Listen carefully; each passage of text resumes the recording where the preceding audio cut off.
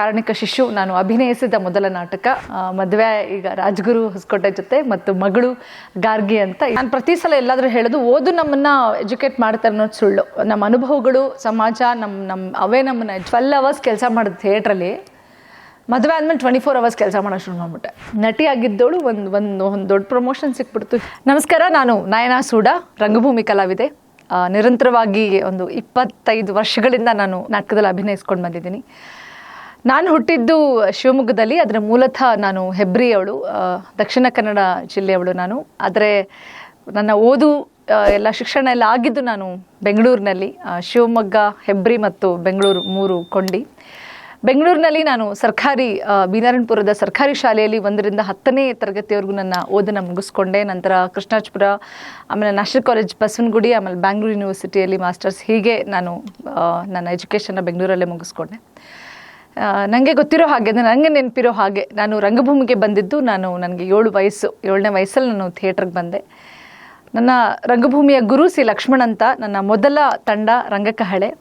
ಓದಿದಂಥ ಸರ್ಕಾರಿ ಶಾಲೆಯಲ್ಲಿ, ನಿಮ್ಗೆಲ್ರಿಗೂ ಗೊತ್ತು, ಸರ್ಕಾರಿ ಶಾಲೆಯಲ್ಲಿ ಓದಿಗೆಷ್ಟು ಪ್ರಾಮುಖ್ಯತೆ ಕೊಡ್ತಾರೋ ಸಾಂಸ್ಕೃತಿಕವಾಗೂ ಅಷ್ಟೇ ಪ್ರಾಮುಖ್ಯತೆ ಕೊಡ್ತಾರೆ. ಹಾಗೆ ನಾನು ಓದಕ್ಕಿಂತ ಹೆಚ್ಚಾಗಿ ಈ ಥರ ನಾಟಕ, ನೃತ್ಯ ಇವುಗಳ ಅಪಾರವಾದ ಆಸಕ್ತಿ ಇತ್ತು ಅನ್ನುವ ಕಾರಣಕ್ಕೆ ನಾನು ಹಠ ಮಾಡಿ ನಾನು ನಾಟಕಕ್ಕೆ ಸೇರಿಕೊಂಡೆ. ನಾಟಕದಲ್ಲಿ ನನ್ನ ಮೊದಲ ನಾಟಕ ಕಾರಣಿಕ ಶಿಶು ನಾನು ಅಭಿನಯಿಸಿದ ಮೊದಲ ನಾಟಕ. ಅಲ್ಲಿಂದ ನಿರಂತರವಾಗಿ ಈಗಲೂ ಕೂಡ ನಾಟಕಗಳ ಮೂಲಕ ನಾನು ಸಕ್ರಿಯ ಅಂದರೆ ಆ್ಯಕ್ಟಿವ್ ಆಗಿದ್ದೀನಿ ಅಂತ ಹೇಳ್ಕೊಳ್ಳೋಕ್ಕೆ ತುಂಬ ಖುಷಿ ಮತ್ತು ಹೆಮ್ಮೆ ಇದೆ. ರಂಗಭೂಮಿ ಅಂದ ಕೂಡಲೇ ಅಂದರೆ ನಾನು ನನ್ನ ಬಾಲ್ಯವನ್ನು ಮಾತಾಡುವಾಗ ನಾ ಆಗಲೇ ಹೇಳಿದಾಗೆ ಸರ್ಕಾರಿ ಶಾಲೆಯಲ್ಲಿ ಓದುವಾಗ ನನಗೆ ಥಿಯೇಟರ್ ಅನ್ನೋದೇನಿದೆ ಅಂದರೆ ರಂಗಭೂಮಿ ಅನ್ನೋದೇನಿದೆ, ಶಾಲೆಯಲ್ಲಿ ಎಲ್ಲ ಸರ್ಕಾರಿ ಶಾಲೆ ಮಕ್ಕಳಿಗೂ ಕೂಡ ನಾಟಕಗಳನ್ನು ಹೇಳ್ಕೊಳ್ಳೋದ್ರ ಮೂಲಕ ಮಕ್ಕಳನ್ನ ಆದಷ್ಟು ತುಂಬ ಬ್ಯುಸಿಯಾಗಿಡ್ತಾಯಿದ್ರು ನಮ್ಮ ಗುರುಗಳು. ಹಾಗೆ ನಾನು ಥಿಯೇಟ್ರಿಗೆ ಸೇರಿಕೊಂಡೆ. ಈಗ ಅದ್ರ ನಂತರವಾಗಿ ರಂಗಪಯಣ ಅಂತ ಒಂದು ತಂಡವನ್ನು ಕಟ್ಟಿ ಈಗ ಇನ್ನೂ ಕೂಡ ನಿರಂತರವಾಗಿದ್ದೀನಿ. ನನ್ನ ಅಮ್ಮ ಮತ್ತು ಅಜ್ಜಿ ಇವರೆಲ್ಲರೂ ಮಾಡ್ತಿದ್ದಂಥ ಹೆಚ್ಚು ಸಪೋರ್ಟ್ಗೆ ನಾನು ಬಹುಶಃ ಇಲ್ಲಿವರೆಗೂ ರಂಗಭೂಮಿಯಲ್ಲಿ ಉಳ್ಕೊಳ್ಳಿಕ್ಕೆ ಸಾಧ್ಯ ಆಯಿತು ಅಂತ ಅನಿಸುತ್ತೆ. ಯಾಕಂದರೆ ಹೆಣ್ಮಕ್ಳು ಥಿಯೇಟ್ರಿಗೆ ಹೋಗಬಾರ್ದು ಅನ್ನೋ ಎಲ್ಲ ಕೋಟ್ಗಳ ಮಧ್ಯೆ ಥಿಯೇಟ್ರ್ ಮಾಡಲೇಬೇಕು ಅನ್ನೋ ಹಠದ ಜೊತೆಗೆ ನಾನು ರಂಗಭೂಮಿ ಉಳ್ಕೊಂಡವಳು. ಇದು ನನ್ನ ಒಟ್ಟಾರೆ ಕಿರು ಪರಿಚಯ. ತಾಯಿ ನನ್ನ ಅಮ್ಮ ಮಮತಾ ಅಂತ, ಕುಂದಾಪುರ ಹೆಬ್ರಿಯವಳು, ಮದುವೆ ಆಗಿದ್ದು ಕುಂದಾಪುರಕ್ಕೆ. ಅಜ್ಜಿ ಮತ್ತು ನನಗೆ 2 ಅಣ್ಣ, ಮದುವೆ ಈಗ ರಾಜ್ಗುರು ಹೊಸಕೋಟೆ ಜೊತೆ ಮತ್ತು ಮಗಳು ಗಾರ್ಗಿ ಅಂತ. ಇದು ನನ್ನ ಕುಟುಂಬ.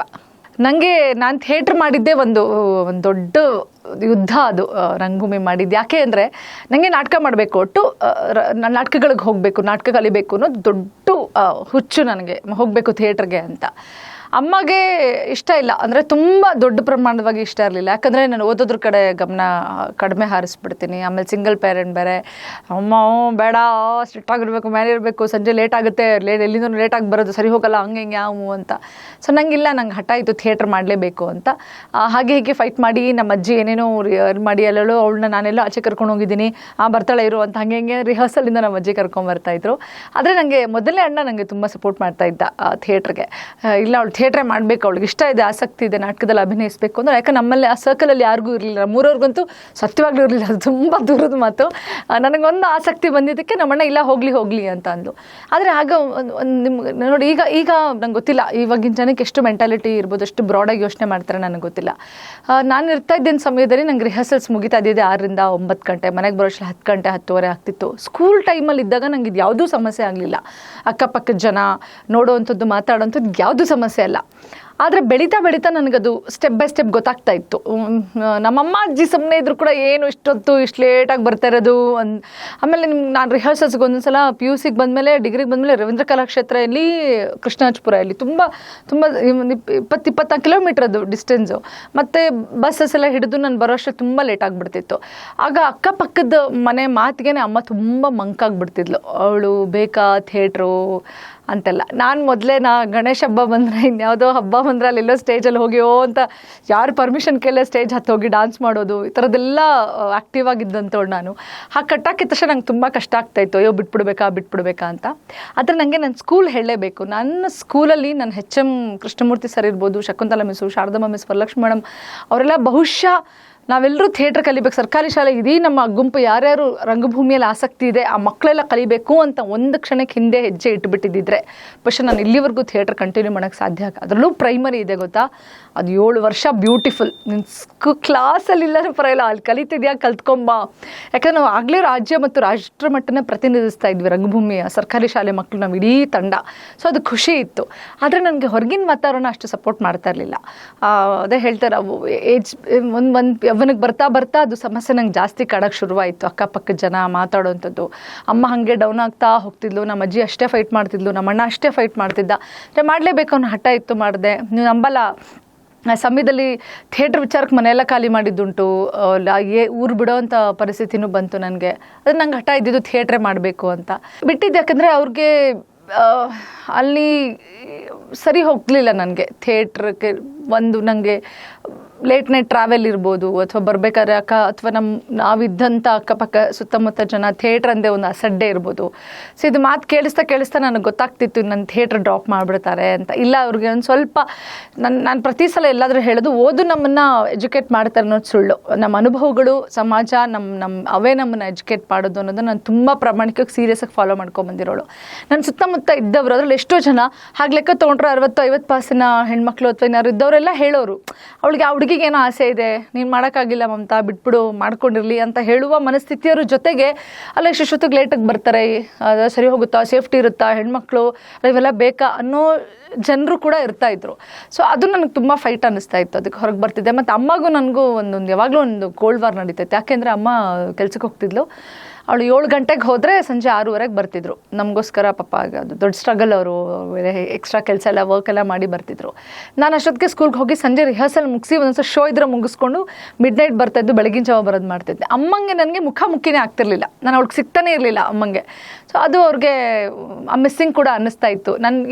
ನನ್ನ ಬಾಲ್ಯ ನಾನು ಮನೆಯಲ್ಲಿಂದ ಹಿಡಿದು ಅನ್ನೋದು ಬಿಟ್ಟರೆ ನಾನು ರಂಗಭೂಮಿಯಲ್ಲೇ ಕಳೆದಿರೋದು. ನಾಟಕಗಳು, ಇಡೀ ಊರು ಸುತ್ತುವಂಥದ್ದು, ಫ್ರೆಂಡ್ಸ್ ಜೊತೆ ಊರು ಸುತ್ತೋದು, ಬೇರೆ ಬೇರೆ ಸ್ಟೇಜ್ಗಳಲ್ಲಿ ಅಭಿನಯಿಸುವಂಥದ್ದು, ಫ್ರೆಂಡ್ಸು, ಅಲ್ಲಿನ ಜನ, ಅವದೇ ದೊಡ್ಡ ಸರ್ಕಲ್ ಜೊತೆ ಬೆಳೆತೆ ನಾನು.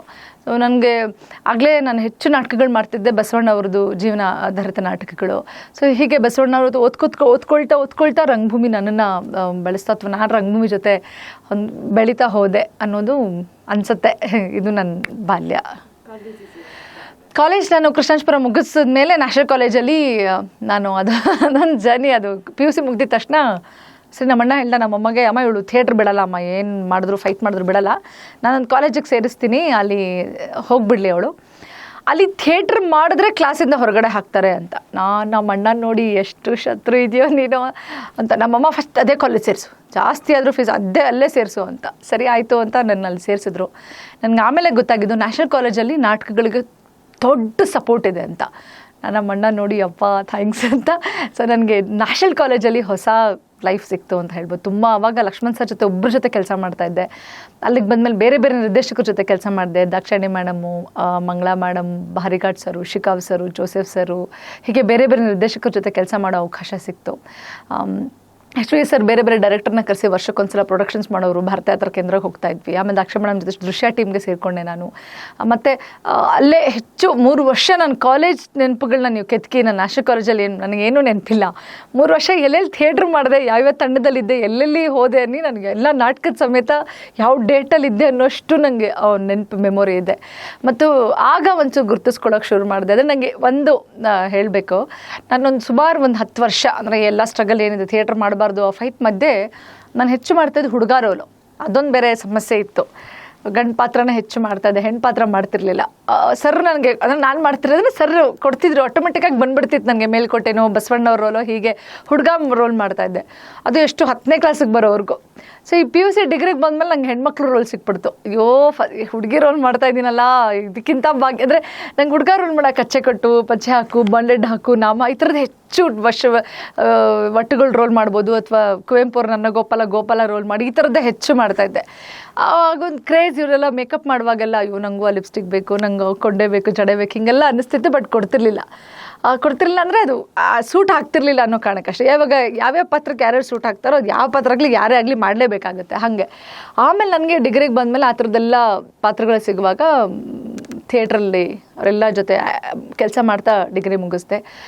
ಮುಗಿಸಿದ ತಕ್ಷಣ ಇದ್ದಿದ್ದು ಒಂದು ದೊಡ್ಡ ಪ್ರಶ್ನೆ ಅಂದರೆ ಮುಂದೆ ಏನು ಅಂತ, ಅಂದರೆ ಕೆಲ್ಸಕ್ಕೆ ಹೋಗುವಂಥದ್ದ ಅಥವಾ ಥಿಯೇಟ್ರ್ ಬಿಡಬೇಕಾ? ಯಾಕಂದರೆ ಇಷ್ಟು ದಿನ ಥಿಯೇಟ್ರ್ ಮಾಡಿಬಿಟ್ಟೆ.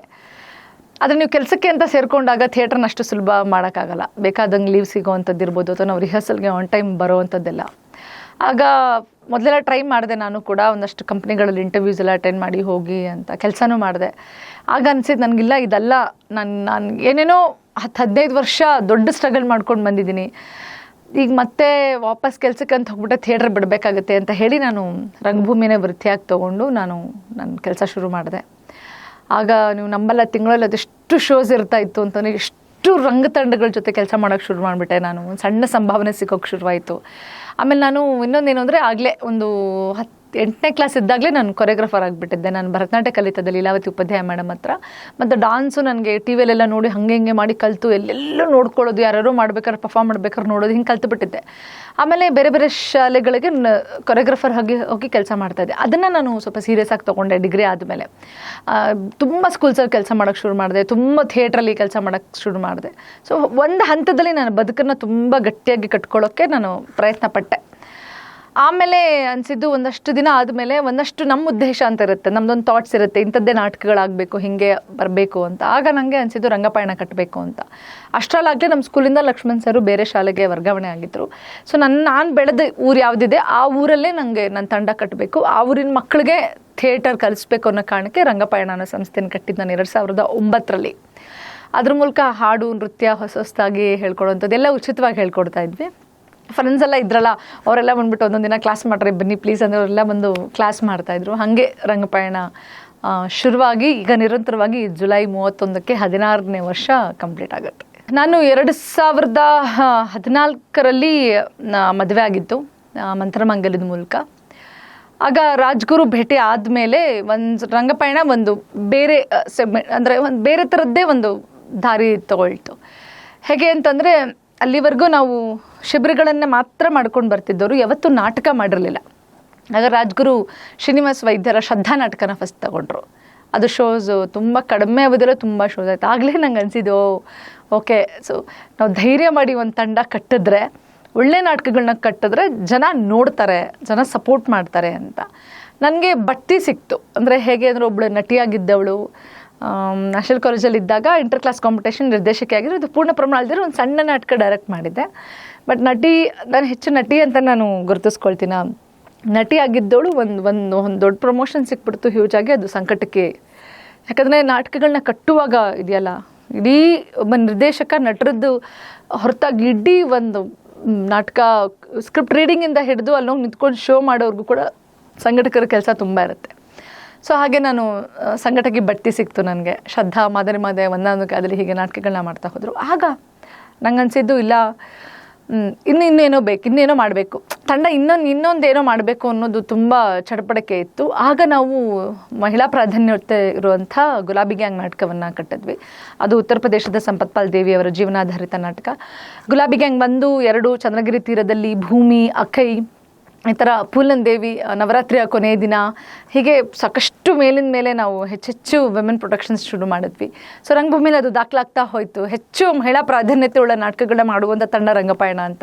ರಂಗಭೂಮಿ ಹಾಗೆ ನಡ್ಸ್ಕೊಂಡು ಹೋದರೂ ಕೂಡ ಇಲ್ಲ ಅಂತ ಹೇಳ್ಬಾರ್ದು. ಯಾಕಂದರೆ ಇಡೀ ಒಬ್ಬಳು ಹೊಸ ತಂಡ, ಹೊಸೊಬ್ಬರನ್ನ ಇಟ್ಕೊಂಡು ತಂಡ ಕಟ್ಟುವಾಗ ಸ್ಟಾರ್ಟಿಂಗ್ ಆ ಸ್ಟ್ರಗಲ್ ಇತ್ತು, ಇಲ್ಲ ಅಂತ ಹೇಳಿಲ್ಲ. ಆದರೆ ಹೋಗ್ತಾ ನಾವು ನಾಟಕಗಳನ್ನ ಮಾಡಿದ್ಮೇಲೆ ಇಲ್ಲ ಇವರೇನೋ ಪ್ರಾಮಿಸಿಂಗ್ ಆಗಿದ್ದಾರೆ, ಏನೋ ಮಾಡೋಕ್ಕೆ ಹೊರಟಿದ್ದಾರೆ ಅಂತ ಹೇಳಿ ನನಗೊಂದು ಸಪೋರ್ಟ್ ಸಿಕ್ತು. ಹಾಗೆ ನಾವು ರಂಗಪಯಣದಿಂದ ಹಲವಾರು ನಾಟಕಗಳನ್ನ ಮಾಡೋಕ್ಕೆ ಶುರು ಮಾಡಿದ್ವಿ. 55 ನಿಮಿಷದ ಪ್ರೇಮ್ ಕಥೆ ಅನ್ನೋದನ್ನು ಇಂಡಿಯನ್ ಬುಕ್ ಆಫ್ ರೆಕಾರ್ಡ್ಸ್ ಮತ್ತು ಲಿಮ್ಕಾ ದಾಖಲೆ ಮಾಡುವಷ್ಟು ಮಟ್ಟಿಗೆ ರಂಗತಂಡ ಬೆಳೀತಾ ಹೋಯಿತು. ಸಾಕಷ್ಟು 100-200-300 ಜನ ಮೇಲೆ ಕಲಾವಿದರು ಬಂದು ಕಲಿತು ಪ್ರೊಡಕ್ಷನ್ಸಲ್ಲಿದ್ದು ಕೆಲಸ ಮಾಡಿ ಅವರವರ ಬೇರೆ ಬೇರೆ ದಾರಿಯನ್ನು, ಬದುಕನ್ನು ಕಟ್ಕೊಳ್ಳಿಕ್ಕೆ ಅದು ಪ್ಲ್ಯಾಟ್ಫಾರ್ಮ್ ಆಯಿತು. ರಾಜ್ಗುರು ಕೂಡ ರಂಗಪಯಣದ ನಿರಂತರವಾಗಿ ಹೆಚ್ಚೆಚ್ಚು ನಾಟಕಗಳನ್ನ ಬರೆಯೋದ್ರ ಮೂಲಕ, ಅವರೇ ನಿರ್ದೇಶನ ಮಾಡೋದ್ರ ಮೂಲಕ ನಂಗದೊಂಚೂರು ಭಾರ ಕೂಡ ಕಡಿಮೆ ಆಯಿತು. ಯಾಕಂದರೆ ರಂಗಪಯಣದಲ್ಲಿ ರಂಗಭೂಮಿಯಲ್ಲಿ ದುಡ್ಡನ್ನು ಹೊಂದಿಸೋದೇ ಒಂದು ತುಂಬ ಟಾಸ್ಕ್, ನಮಗದು ಕಷ್ಟ. ಹಾಗಾಗಿ ನಾನು ಹೊರಗಡೆ ಎಲ್ಲ ಕರೆದಾಗ ನನಗೂ ಅನಿಸುತ್ತೆ ಕೆಲವೊಂದು ಸಲ, ಎಲ್ಲ ನೀವು ಕರ್ಸಿ ನಾಟಕ ಆದರೆ ಯೋಚನೆ ಮಾಡಿದಾಗ ಎಲ್ಲಿಂದ ತರೋದಪ್ಪ ಹಣನ, ಇಷ್ಟೆಲ್ಲ ಹೆಂಗೆ ನಾನು ಮೊಬಿಲೈಸ್ ಮಾಡೋದು ಅಂತ ಅನ್ನಿಸ್ತಾ ಇತ್ತು. ಬಟ್ ರಾಜ್ಗುರು ರಚನೆ ಮಾಡಿ, ನಿರ್ದೇಶನ ಮಾಡಿ, ಸಂಗೀತ ನಿರ್ದೇಶನ ಮಾಡಿ, ಅವರೇ ಸೆಟ್ ಎಲ್ಲ ಕೆಲಸ ಮಾಡೋದ್ರಿಂದ ನಂಗೊಂಚೂರು ಹೊರೆ ಕಡಿಮೆ ಆಯಿತು. ಸೊ ಶೋಸ್ ಎಲ್ಲ ನಾನು ಹಿಡಿಯೋಕ್ಕೆ ಶುರು ಮಾಡಿದೆ. ಫಸ್ಟ್ ಟೈಮ್ ಥಿಯೇಟರ್ ರಂಗಪಯಣ ಕಟ್ಟಿದ ತಂಡ ತುಂಬ ಕಡಿಮೆ ಅವಧಿಯಲ್ಲೇ ಬೇರೆ ರಾಜ್ಯಗಳಿಗೂ ಹೋಗಿ ನಾಟಕಗಳನ್ನು ಉತ್ಸವಗಳನ್ನು ಮಾಡುವಷ್ಟು ಮಟ್ಟಿಗೆ ತಂಡ ಬಂದು ನಿಂತ್ಕೊಳ್ತು. ಅದು ಆ ಖುಷಿ ನನಗೆ ಆ ಟೈಮ್ ಪೀರಿಯಡ್ ಬಂದಾಗ ನೆನಪಾಗಿದ್ದು. ನಾನು ತುಂಬ ಅದೇ ಸಣ್ಣೋಳಿದ್ದಾಗ ಥಿಯೇಟ್ರಿಗೆ ಸೇರ್ಬೇಕಾದ್ರೆ ಇದ್ದ ಸ್ಟ್ರಗಲ್ ಇದೆಯಲ್ಲ, ಫ್ಯಾಮ್ಲಿ ಅಥವಾ ಊರು, ಆ ಜನ, ಹೆಣ್ಮಕ್ಳು ಥಿಯೇಟ್ರ್ ಮಾಡಬಾರ್ದು, ಬಣ್ಣ ಹಚ್ತಾಳ, ಆ್ಯಕ್ಟಿಂಗ್ ಹೋಗ್ತಾಳ, ಬಣ್ಣ ಹಚ್ಚೋದು ಅಂದ್ರೇ ಒಂದು ದೊಡ್ಡ, ಅದು ಎಷ್ಟು ದೊಡ್ಡ ಅಪರಾಧ ಅನ್ನುವಷ್ಟು ಮಟ್ಟಿಗೆ ಅದನ್ನು ಕೋಟ್ ಮಾಡಿ ಇಟ್ಬಿಟ್ಟಿದ್ರಲ್ಲ. ಸೊ ಅವೆಲ್ಲವೂ ನಾನು ರೀಕಾಲ್ ಮಾಡ್ಕೊಳ್ತಾ ಇದ್ದೆ ನಾನು. ಓಕೆ, ಸೊ ಹೀಗೆಲ್ಲ ಅಂದಿದ್ರಲ್ವ, ಹೀಗೆಲ್ಲ ಇದ್ರಲ್ಲ ಅಂತ ನಾನು ಬಹುಶಃ ಅನ್ಸೋದು. ಅವರೆಲ್ಲ ಹೇಳಿದಾಗ ನನ್ನ ಥಿಯೇಟ್ರ್ ಬಿಟ್ಬಿಟ್ಟಿದ್ರೆ ಹೌದೇನೋ, ನೋಡಿ ನಾವೆಲ್ಲ ಅಂತ ಇದ್ವಿ, ಅವಳು ತಪ್ಪು ಮಾಡ್ತಿದ್ದಾಳೆ ಅನ್ಸೋದಕ್ಕೆ ಬಿಟ್ಟಿದ್ದಾಳೆ ಅಂದ್ಬಿಡ್ತಿದ್ರೇನೋ. ನಾನು ಫೈಟ್ ಮಾಡಿಲ್ಲ, ಥಿಯೇಟರೇ ಮಾಡಬೇಕು, ನಾನು ಭೂಮಿಯಲ್ಲೇ ಇರ್ತೀನಿ ಅನ್ನೋ ಹಠ ಇತ್ತಲ್ಲ, ನಾನು ಮಾಡಲೇಬೇಕು ಅಂದಿದ್ದು ನನಗೆ ರಂಗಪಯಣ ಉತ್ತರ ಅಂತ ಅನಿಸುತ್ತೆ ನನಗೆ. ಈಗ ನನಗೆ ನಾವೆಲ್ಲ ಖಾಲಿ ಕೈಯವ್ರು, ನಾವು ತಂಡ ಕಟ್ಟಿದಾಗ ಯಾರಿಗೂ ಕೆಲಸ ಇರಲಿಲ್ಲ. ಮತ್ತು ಒಂದು 8 ಜನ ಕಾಲೇಜ್ ಮಕ್ಕಳಿದ್ರು ನಮ್ಮ ಜೊತೆ. ಸೊ ನಾನು ರಾಜ್ಗುರು ತಂಡ ಕಟ್ಟಬೇಕೀಗ, ಅನೌನ್ಸ್ ಮಾಡಿದ್ದೀವಿ ಶೋ, ಹೆಂಗೋ ಮಾಡಿ ದುಡ್ಡು ಹೊಂದಿಸ್ಬಿಟ್ಟು KH ಕಲಾಸೌಧವನ್ನು ಬುಕ್ ಮಾಡಿದ್ವಿ. ಬೆಳಗ್ಗೆ ರಿಹರ್ಸಲ್ 6 ಗಂಟೆಗೆ ಶೆಡ್ ಕರೀತಾರೆ, ಕಲಾಕ್ಷೇತ್ರ ಕರೀತಾ ಇದ್ರು ರಾಜ್ಗುರು ರಿಹರ್ಸಲ್ಸ್ಗೆ. 7 ಗಂಟೆ ಅಷ್ಟು ರೀಚ್ ಆಗ್ತಾ ಇದ್ವಿ ಎಲ್ಲರೂ. ತಿಂಡಿ ಆಗಬೇಕಲ್ಲ, ಅಷ್ಟು ಜನ ಕಾಫಿ ಟೀ ಏನಲ್ಲದಿದ್ರು ಬೇಸಿಕ್ ನೀಡಾರು ಕೊಡಬೇಕಲ್ಲ. ನಾನು ಬೆಳಗ್ಗೆ ಎದ್ದು ಮನೇಲಿ ನಂಗೆ ಗೊತ್ತಿರೋ ಅಷ್ಟು ನಾಲೆಜಲ್ಲಿ ಎಲ್ರಿಗೂ ಅಡುಗೆ ಮಾಡಿಕೊಂಡು ತಿಂಡಿ ಮಾಡ್ಕೊಂಡು ಡಬ್ಬಿನ ನಾನು KR ಕಲಾಕ್ಷೇತ್ರಕ್ಕೆ ತರ್ತಾಯಿದ್ದೆ.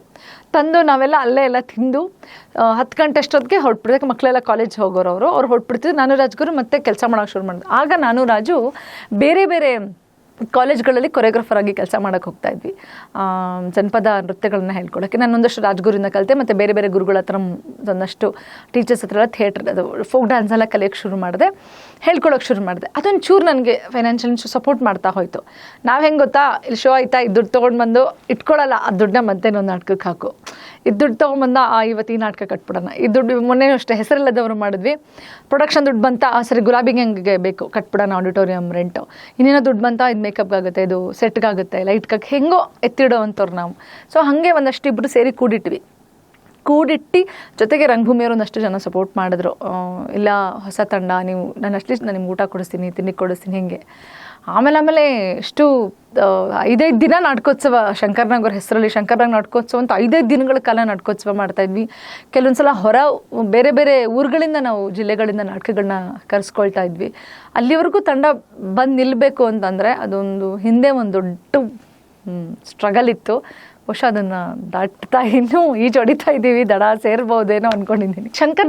ರಾಜ್ಗುರು ಶಂಕರ್ನಾಗ್ ಅವರ ಒಂದು ಪಟ ಅಭಿಮಾನಿ. ಆಮೇಲೆ ಶಂಕರ್ನಾಗ್ ಅವರೊಂದು ಮನುಷ್ಯನ ವ್ಯಕ್ತಿತ್ವ ಇದೆ ಅಲ್ಲ, ಸೊ ಯಾರಿಗೂ ಕೂಡ ದ್ವೇಷ ಮಾಡಬೇಕು ಅಂತ ಅನಿಸೋದಿಲ್ಲ. ಅವರು ಎಲ್ಲರೂ ಮಿಡಿಯೋ ಅಂಥದ್ದು ಗುಣ ಭಾಳ ಇಷ್ಟ ಆಗ್ತಿತ್ತು. ಮತ್ತು ರಾಜ್ಗುರು ಶಂಕರ್ನಾಗ್ ಅವರ ಅಭಿಮಾನಿ, ಮತ್ತು ಶಂಕರ್ನಾಗ್ ಅವರು ರಂಗಭೂಮಿಯಲ್ಲಿ ತುಂಬ ಹ್ಯೂಜಾಗಿ ಕೆಲಸ ಮಾಡಿದವರು.